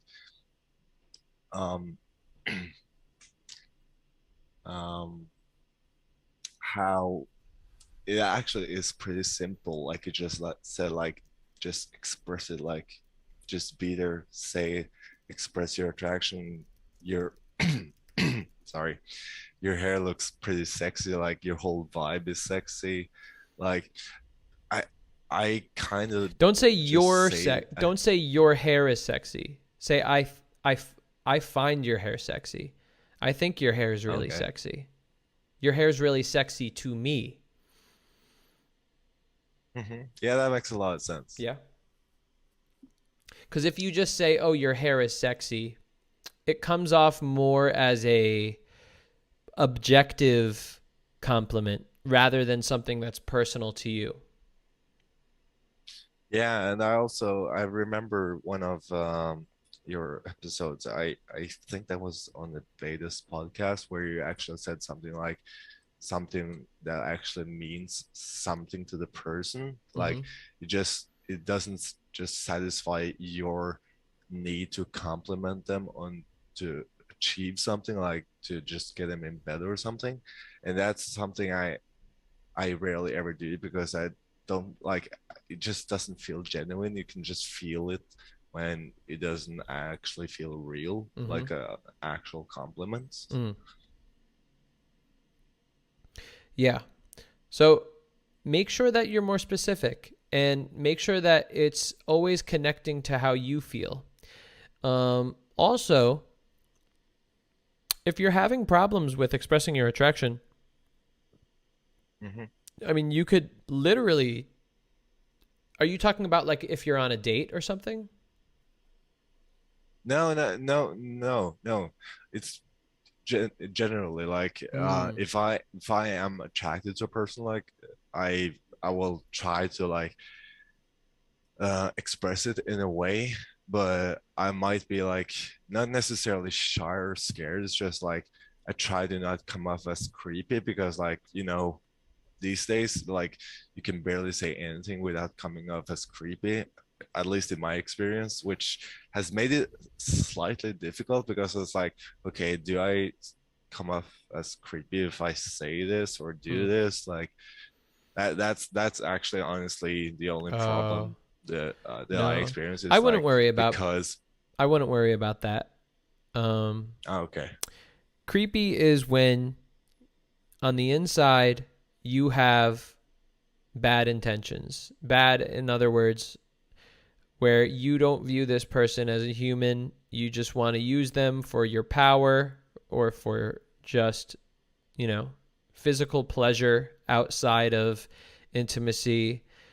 And if you don't have those intentions, if you really do like this person, you really are attracted to them, then that person will feel the truth. Creepy people are creepy because they're creepy. Yeah, I totally agree. And that's actually something I've learned, I think, over these 2 or 3 years after I also discovered your channel, is that I like this is actually kind of weird to be this honest, but I feel like for the people watching, this might be actually beneficial for them too, is to actually see past, like, I'm not saying it's wrong to like find people attractive and like want to go to bed with them, but like look past that and actually see the person who they are, like their values and that stuff, and actually try to connect with them on a level that actually gives you something more than just like the whole like I'm sexually attracted to you, because like it's nothing wrong with that, but like trying to see past it and actually look as each other as human, and not like some like because like, okay, both girls and boys go to the bathroom and take a shit and piss, and like it's like trying to normalize like stuff like that. I'm sorry if I'm going off topic. My it's okay. brain is going everywhere, but it's okay. No, I agree with you. That's like the biggest thing about what I teach is, I think you could truly be attracted to somebody when you see them as a human, when you connect with them. If you just see them as a sexual object, you're not really attracted to them. It's more just a power thing. It's more just validating yourself. Yeah, different thing. Yeah. All right. Now we have one more person left. I'm going to try to get Hodo on. So Matthias, I thank you mucho for coming on. But next time you have to have your camera on, buddy. Okay, I'll try. Are you I'll in try bed? To get a camera.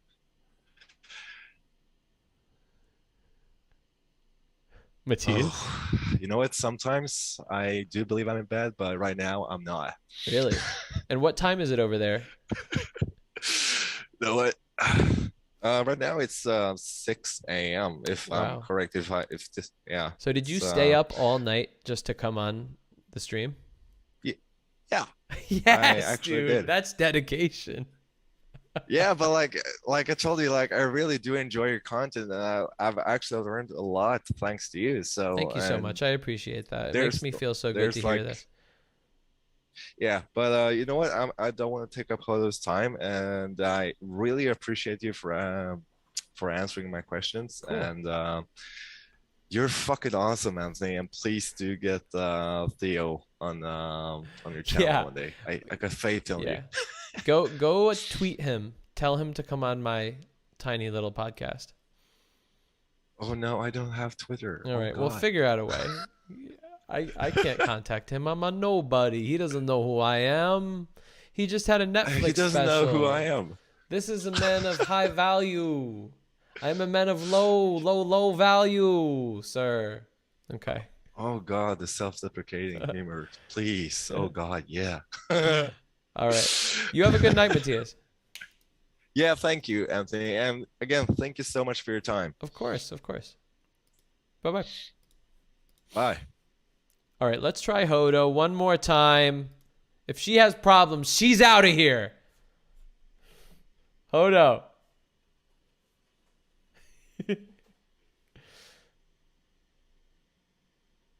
Hodo?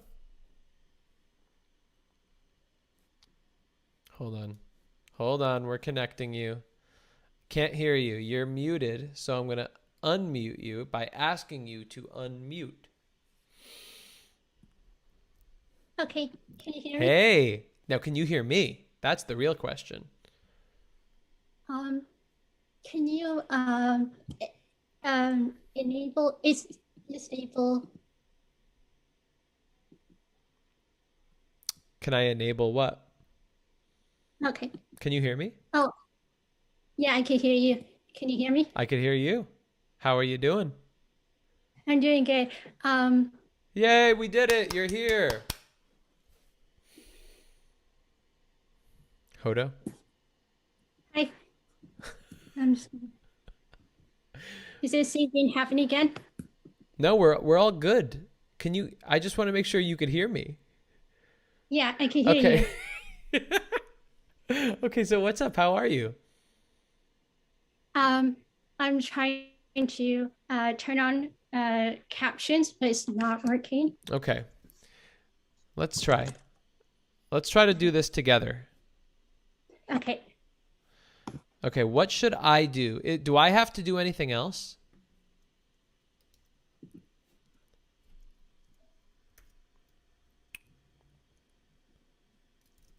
Okay. Hodo? Hello. Is everything working for you? It says the host has disabled live transcription for the meeting. That's such bull crap. You know what I'm thinking it might be? I might have to sign out of Zoom or close Zoom and then reopen it. Do you think so? Okay. Sorry for causing trouble. No. I understand. You're just a troublemaker. It's part of your personality. I got to get used to it. But let me show you something, okay? I'm going to prove to you. Okay. Well, you have to look on the thing. Look on the stream. On the screen? Okay. Yeah. Can you see the stream?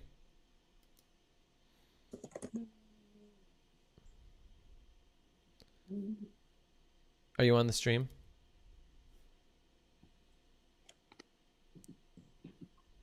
No, I am, but it's not live yet. Just gonna have to make it live. Okay.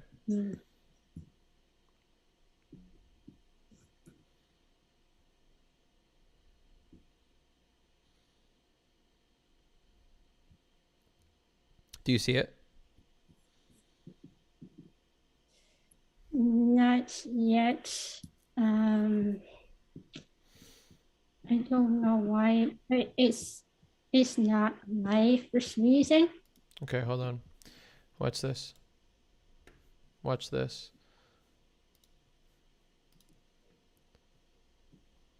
Okay, now look at my Zoom. Okay. Do you see that? Yeah. Yeah. Do I have everything correct? Yes. Yeah. Did I do bad? I think you just have. Yeah. I think you just have to refresh. Okay, I'm gonna close Zoom and then I'm gonna come back. Okay. Okay. We're gonna make this happen, yeah. Hodo. Okay. All right. So you might have to come back in. So you might have to like click the link again. Okay. Okay. All right. I'm gonna do it now.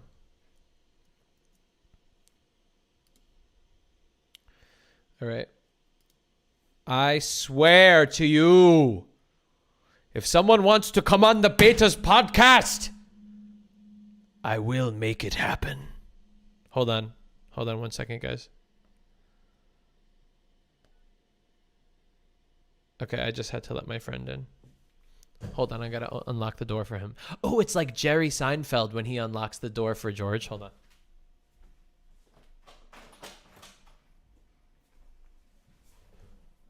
There. Okay. Now let's try to make this happen. All right. I'm gonna get Hodo on. It is my destiny. All right. I'm just making sure it's you. What's this? Oh, is this the package for me? Nice. Is it your name on there? Nope. Oh, I wonder what I ordered. All right. Let's see if. Okay. All right, so. Yeah. So Hodo's gonna be coming in, but I guess while we're waiting for Hodo to jump in, why don't we welcome our new guest? Come. You opening my package? There's my name. That's a felony. Get over here. You liar. Okay, this is my good friend Gopal. They don't see. They just see. What y'all know about this? He got me drugs. He got me poopy medicine. Tell him why. Tell him why. What y'all know about this? He wants me to have regular. He wants me to. Get this in your life.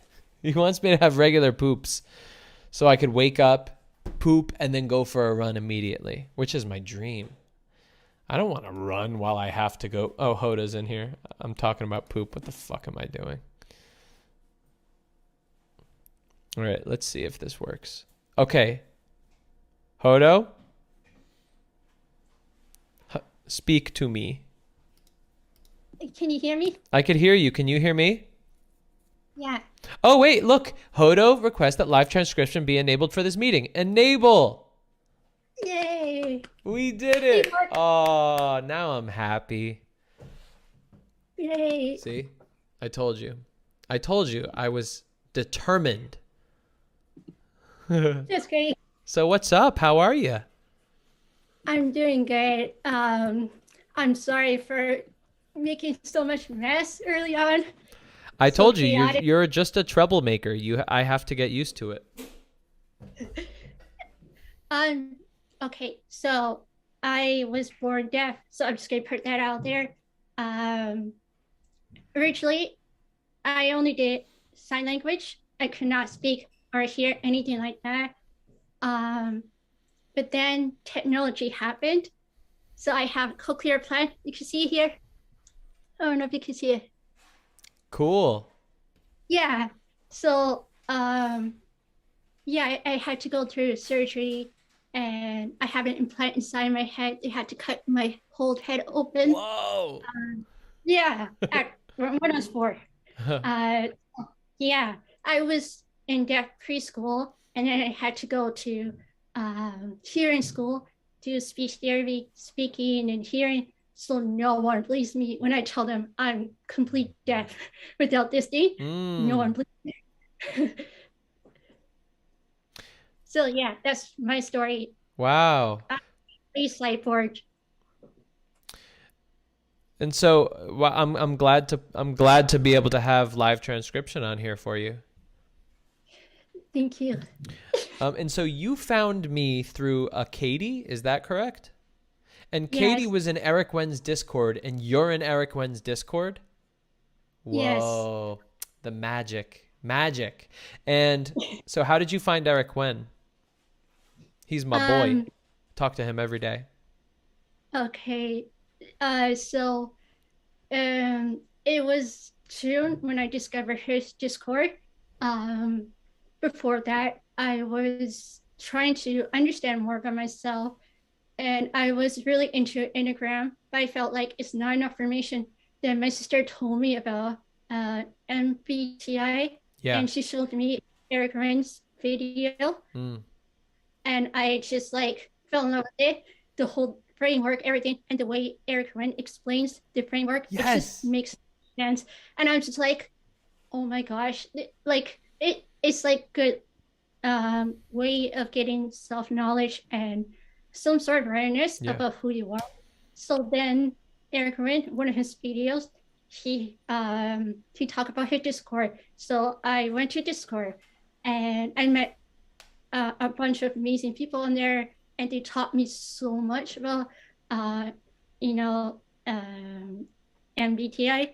So it's like, so I've been there since June of this year. So now I'm still like very active there. And then Katie came like a couple of days ago, and she's like, oh, what is extroverted feeling? So we're like telling her all about it. And then she told us about you, and then I want to try out, your live stream, and here I am. Cool. Wow. What a journey. I'm going to make you jealous though, right now. I get to talk to Eric Wen, and he gets to teach me every day as much as I want about personality types and MBTI. Oh my gosh. I told you I'd make you jealous. I really feel like, oh my gosh, I have like a gold mine here. I'm so lucky. And so I'm learning as much as I can because it's so fun, and I get to learn about people better. And what's your personality type? I'm not entirely sure what my type is. It's still like ongoing. I like that answer. I might be ISTJ, so I'm not sure because I don't feel like I'm thinking type, but I'm more feeling type. But I know there's more to it. It's not black and white, so I'm still learning. Well, yeah, just because you are a thinking type doesn't mean you don't feel. That's a misperception entirely. But if you are ISTJ, I mean, that would say that you are also an introverted feeler. But yeah. So cool. Do you have any questions for me? Oh yes. Okay. So you're a dating coach, so I should take advantage of this. I take advantage of Eric Ren's knowledge of MBTI. So if you take your advantage of your knowledge on dating, okay. So this is my chance. Okay, I'm not huge on dating because I don't have a lot of interest in dating. I don't know why. Maybe because I'm demisexual. I don't know. Anyway, so I did some dating, and I realized I do struggle with connecting. I'm really good at making friends. I connect with people on friend level, but I have hard time, go beyond that and really go on like this romantic journey with somebody. I don't even know what that is. Feels like actually there's one person I did have that, but it didn't work out. But the other person, we're like very compatible, but we're not clicking. So it's interesting. While this person, I connect really well, but we're not compatible. That's why it didn't work out. So it's interesting. You can't really choose who you like, and that's just like that. Yes. Yeah, that's funny. That sounds like extroverted thinking. You do sound like an extroverted thinker. So, do you have any questions for me? Yes, I'm sorry. I'm just rambling. It's okay. Okay. No, I like it. My question is, okay, for this guy, we're very compatible, but we're not connecting. And he really, at the time, wanted to keep dating, and I didn't want to lead him on because I didn't have any feelings for him. So he was like, "Oh, time will tell. We just need to keep dating, and maybe something will come to it." So I still called it out because it didn't feel right. But did I make a mistake? Should I just keep going? Because we were dating for like 2 months, and I did not have any spark still. I saw him as a friend. So was I wrong to cut it out? Should I just keep going as long as we're both interested? I don't know. No, you did the right thing. No, it shouldn't. That's not a confusing thing at all. That should be very simple for you. If you don't feel something, that's all. And now, that being said, and you already know this, but to clarify, you do want to give it maybe a couple dates, right? And that's okay. But even those couple dates should give you a little bit of a hint of something. So maybe the first date, like especially, if like you said, you're demisexual. So you're saying that like it takes you a really strong emotional bond before you could feel those romantic feelings for somebody, right? Yeah. And so, yeah. On a first date, if you at least have a little bit of chemistry with somebody and a little bit of compatibility, I would still say go on a second date. And the reason is because quite often, like connecting with somebody happens differently all the time. So there's times where you could go on a date and will instantly click. And it's like, oh my God, this person, everything is so great. Wow. And that's great. But then there's some times where you could go on a date and it's okay. And then you go on a second date and it's a little bit better. And then you go on a third date and it's a little bit better. But then on the fourth date, you guys just found each other perfectly. And it's like, oh my God, wow, now it works. So connect. And that could be better than the date where it was amazing from the first date. So I do want everybody to give it a good try at first, as long as you say, it seems nice. If there's any red flags, or if you're just completely bored or you have no chemistry at all, that's different. Then you could say, fuck this person. I don't need to see them again. But if there's a little bit of chemistry, that's good. Just say, okay, well, let's try it out. It doesn't hurt. But in your case, it seems like you really got to know this person. Am I right? Yeah. Yeah. We're basically buddies. Yeah. And so after that, listen, what else do you want? You really gave it your all. Now, is this person disappointed that you didn't try more? Yeah.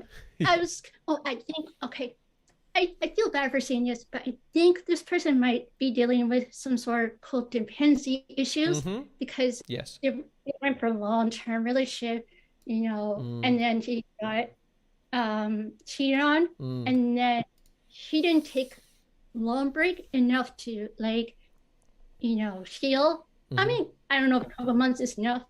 I don't know. I mean, it was a long relationship.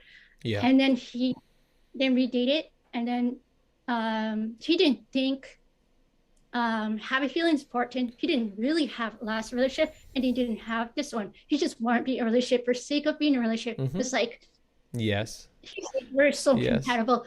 He cares about having feelings. We work well together. Yes. We have plans, goals. So let's, be together forever and do things together. Yes. I'm just like, I understand you're looking for companionship, but I need some sort of spark. Otherwise, it just feels like friendship. And if it kind of feels like business contract, and then upset that I don't want to keep going, you did. Yeah. I don't want to be in that sort of relationship. I want romance. I want, sparks. Yeah. I want, like, all that. And rightfully so. Yeah. And he didn't care for it. I was like, I think he's doing for wrong reasons, like dating for wrong reasons. Yes. He just didn't want to be alone. Mhm. It's like, you should be happy being alone, I like being alone. Yeah, me too. I love being alone. You're funny. But it's true. Everything you said was just true. I was just like, yes, yes, yes, yes. It's true.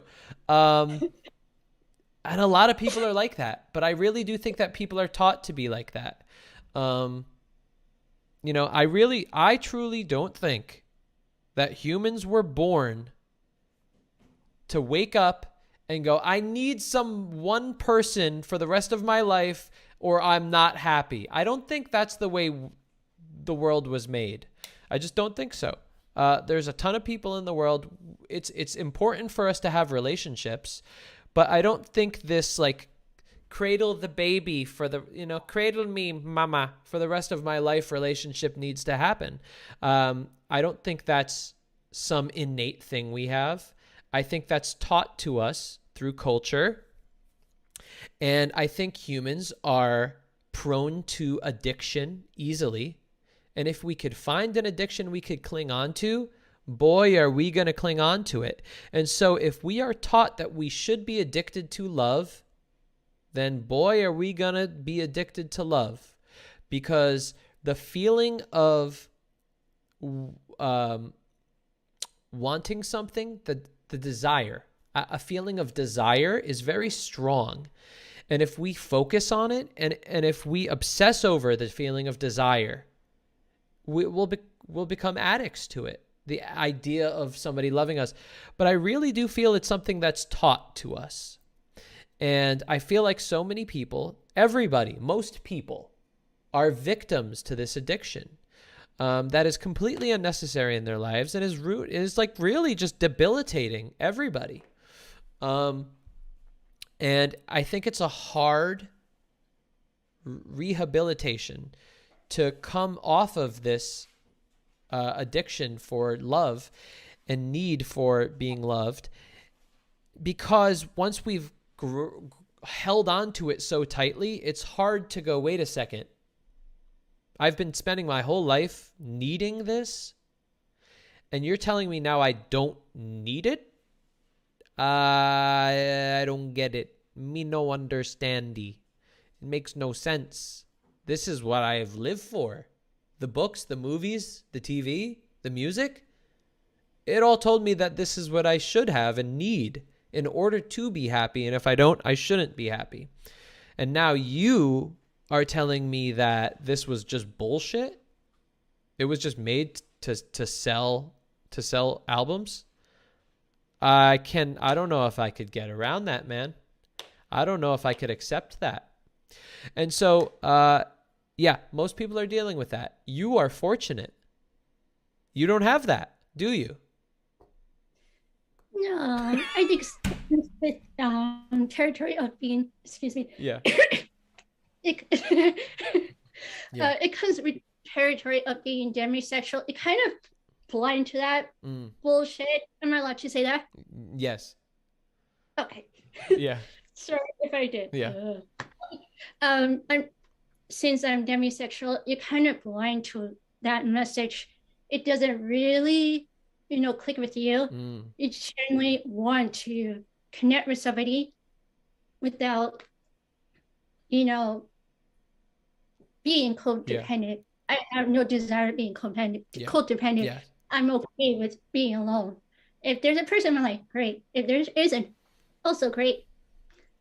I have been many situations where, not many, a couple, okay, where a guy asked me to be with them, and I said no because I didn't feel like we're on the right page. We're not. Even if I develop feelings for them, I still say no because I can see in long run it's not gonna work out. Like maybe it's mostly because compatible issues. So I cannot choose my head over my heart, and I feel like it's helping me out. I feel like I didn't get, a lot of trauma that people go through, or a lot of heartbreak that people go through. So I think maybe that's blessing. I don't know. I think, how old are you? Do you want to guess? I mean, I think you're, you could be from 18 to 22. What are you? No, much higher. What? Yeah. All right, you're 30. Yes, I'm 30. Oh, nice. I hit it. Okay, cool.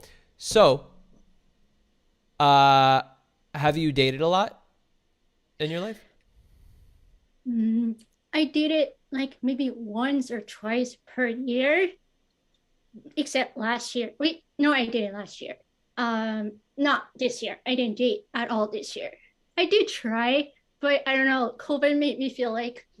But last year I did it before COVID happened. After it happened, I didn't really date. Maybe like just one, but even then it feels weird because I didn't have shot. Well, I mean, we're allowed to go on dates at the time. It was allowed, but still, it was like, Yeah. So this year, but what about from your like 20s and stuff like that? Early 20s. My early, my memory's pretty bad. My early 20s, I was pretty sheltered. So before my 20s, I was really, really sheltered. So I didn't get a lot of experience with people in general. So until I went to college, I had a bit more freedom to meet people and stuff like that. So it was really new. I was like super new. So when was it new to you? What year? Just like what's new? No, like, dating. You said dating is new to you. Yeah, it was new in my early 20s. I think my first time dating was when I was 19. That's normal. Okay. But what about in your 20s? Did you go on dates? Did you meet a lot of people? Yes, I dated like at least 2 people every year since 19 years old. And and I haven't really clicked anyone until last year. I really clicked hard with a person, but didn't really work out for, compatibility. Certain reasons. Yeah, exactly. Got it. Before that, it feels like a friendship thing. Yeah. And some other guys, I feel like they're doing for wrong reasons. Like they say, yeah, I want to date you, but they're kind of doing for other reasons. Like, you know what I mean? Like typical guy thing.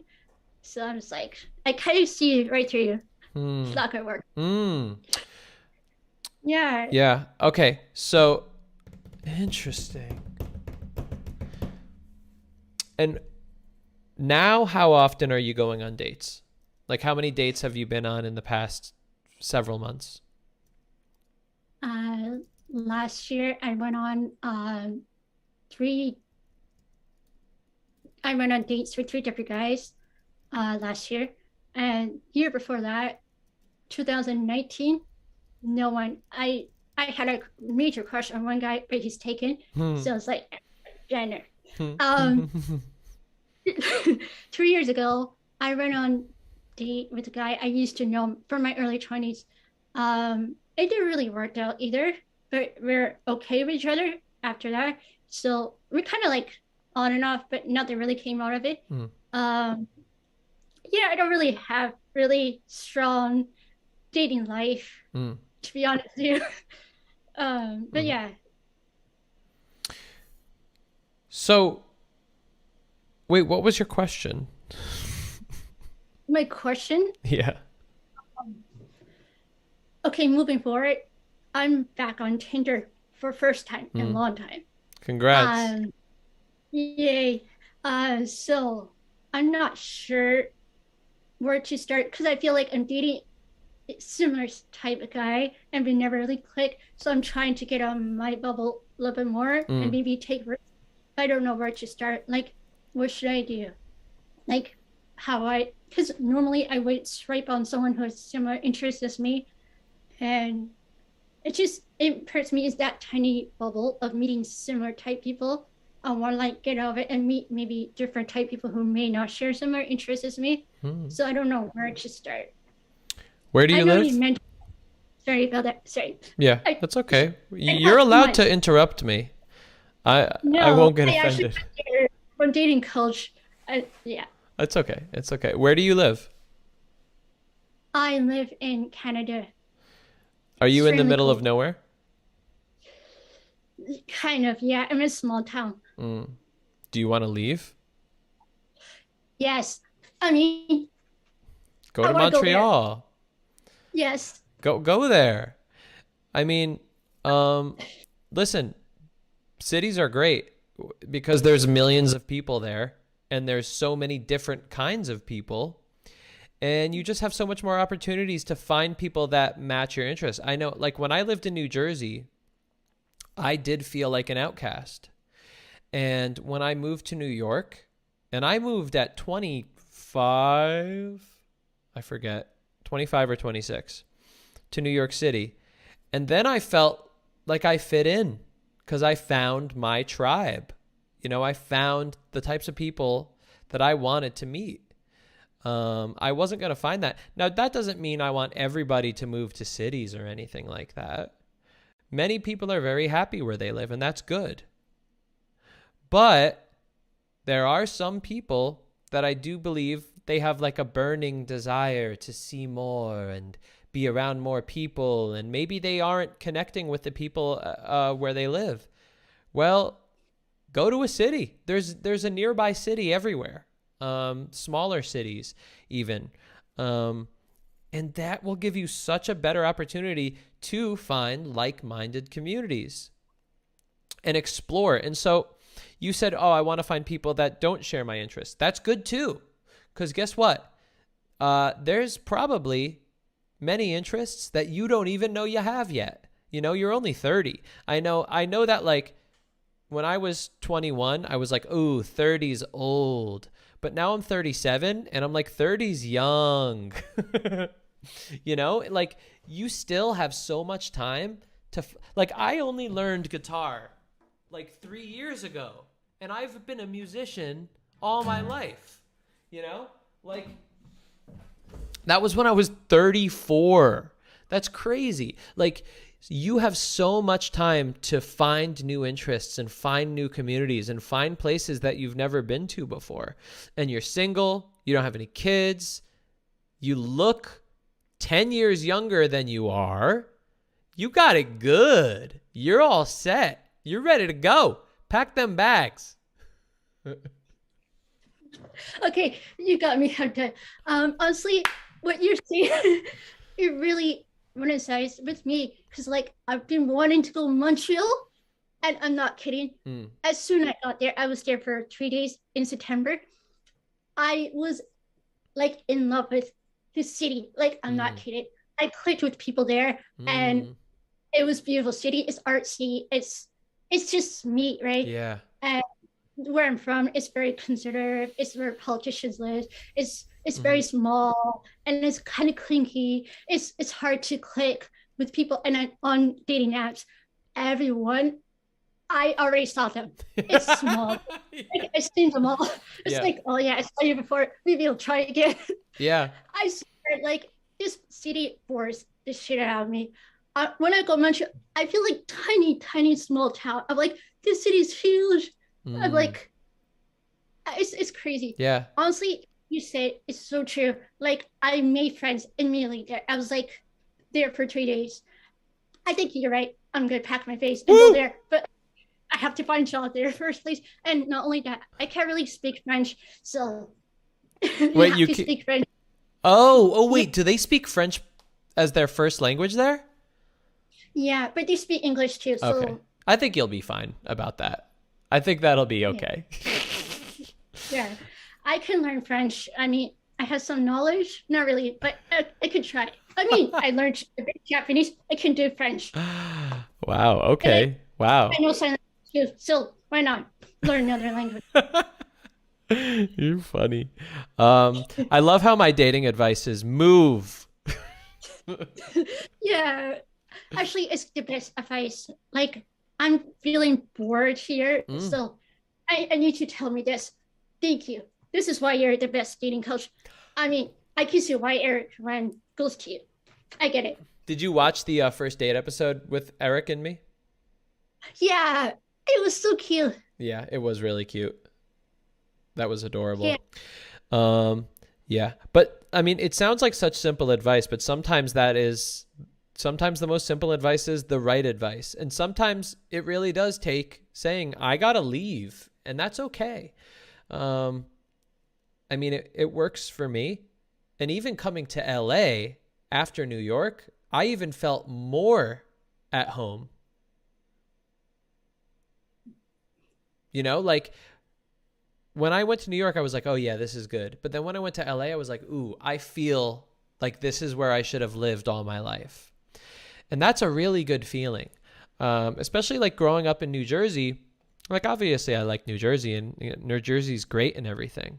But like I did feel like an outcast there.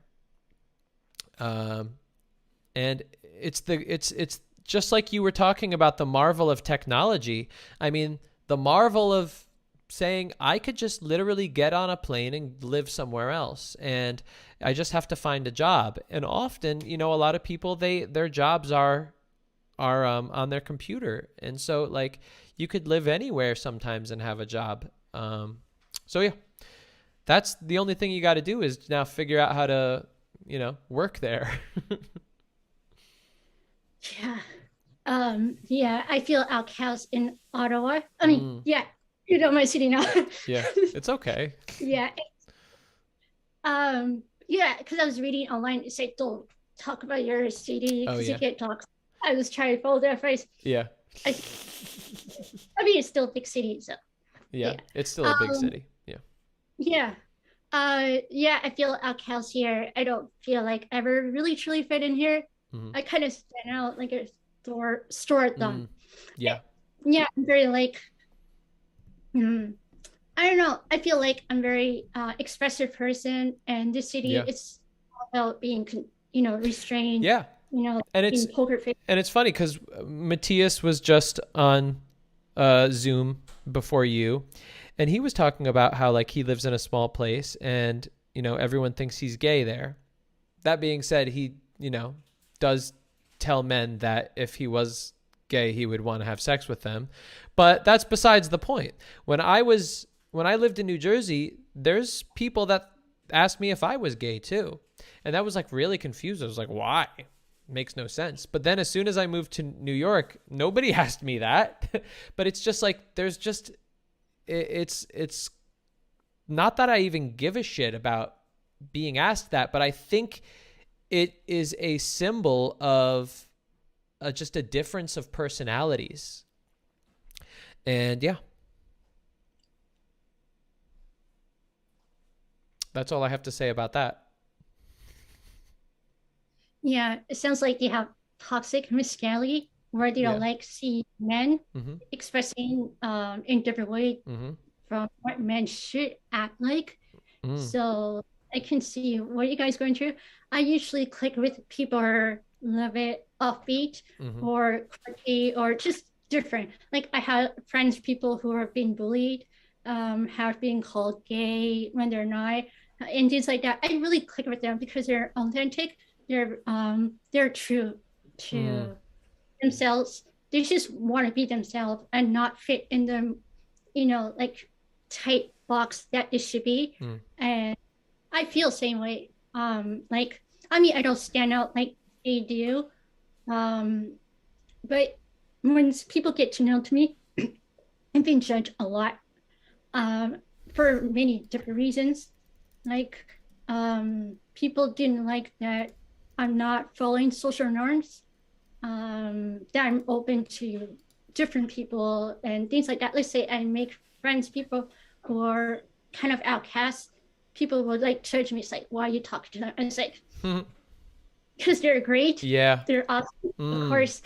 So, and I have been bullied as well for standing up for people Wow. who don't deserve to be bullied in the first place. Wow. So I got outcast too. So, but yeah, I spent maybe since elementary school all the way up to high school being bullied just for being myself and not letting people control how I should act, who I should be friends with, things like that. It's just, Yeah. it's But the cool thing is it's like you are loud and proud of who you are right now. I see it. It's great. I love how expressive and real and confident you are. It's just like a bright light on me right now. Like, wow, you're cool. Thank you. It's so same with you. You're cool too. Yay! The seal of approval. Okay, cool. So, my buddy Gopal, who's here right now, he is patiently waiting for me to go to dinner with him. So, this is where we shall end. But can you come on again another time and maybe even go on a mock date with somebody? Okay, sure. Yeah. Yeah. I think you will find something to criticize. Unlike the previous mock dates today, they're amazing. Like, amazing. But you'll find something wrong with me. So I'll give you some. Oh, good. Then I'll be able to have advice to give people. But I really don't think so. But anyway, cool. Great to meet you. I'm glad we were able to make this happen. Cool. And you are the one that is ending the stream. Do you want to take on the hosting responsibilities and tell everyone good night? Tell everybody nice things, that you'll see them on Thursday, all of the things. Just make up stuff. Just, end the stream for me. Okay, no pressure. Okay. Hey everybody. Good night. And you better come on Thursday or else I'll find you. I know where you guys live. Whoa. I didn't mean for you to get that hard. And I think you've intimidated them. And now I don't even know if they'll come on stream. Anybody in the chat, let me know if that was too much. Is she intimidating you? Is Hodo intimidating you? If not, it didn't intimidate me. I'm actually, sometimes I'm an alpha. And so at this moment, I was not intimidated. But I appreciate it. Thank you so much. You're welcome. Hopefully see you again, Hodo. Yeah, definitely. You'll see me next time. Cool. All right. That didn't sound in a nice way. That sounded in like a scary way. You'll see me next time. All right. All right. You have a good night. Bye, you guys. Bye. All right. Cool, guys. Thanks for coming on. That was fun. We had a reality star on tonight named Chase DeMoor. I'm glad that we were able to actually have a chat, get to know each other, get to know his real side. And then the mock dates were just beautiful. Getting to know all you guys. And we're going to do it all again on Thursday. I tried to get in as much in the Reddit as possible. But, we got a lot to do on this show, okay? It's obvious that the concurrent viewers of the podcast is rising, where it's kind of hanging around 25 to 30 at the same time, which is pretty dope. Because when I first started, it was more like 10. And then it kind of moved to 15 and then kind of at 20. But now it's at 25 to 30. You guys, that means you guys are coming back, which makes me feel good. It makes me feel like I'm actually doing something on this. That's it. I'm going to keep trying to bring on more guests. I just think it's so fun. Oh, and I made friends with, you know who I made friends with today?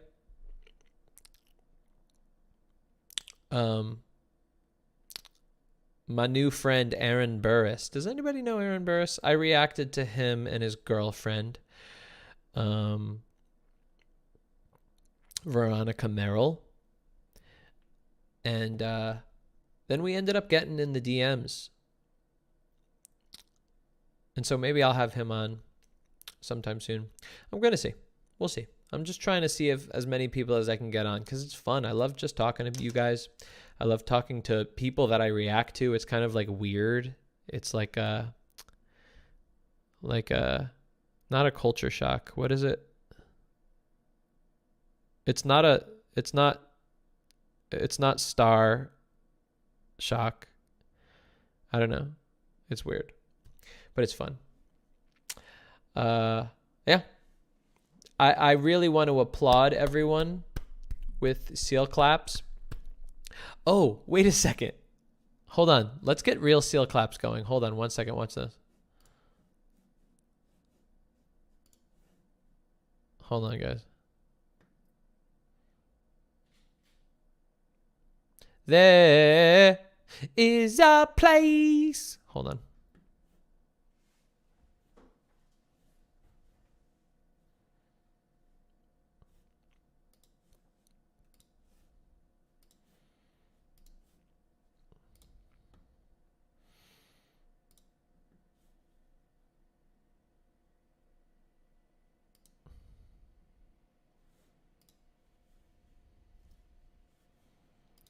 There's our seal claps, guys. There we go. This is how we'll end the stream. I love him. Look. I love that. I just love it. It's so proud or something. Yeah. So that's that. We'll do more, all the good stuff on Thursday.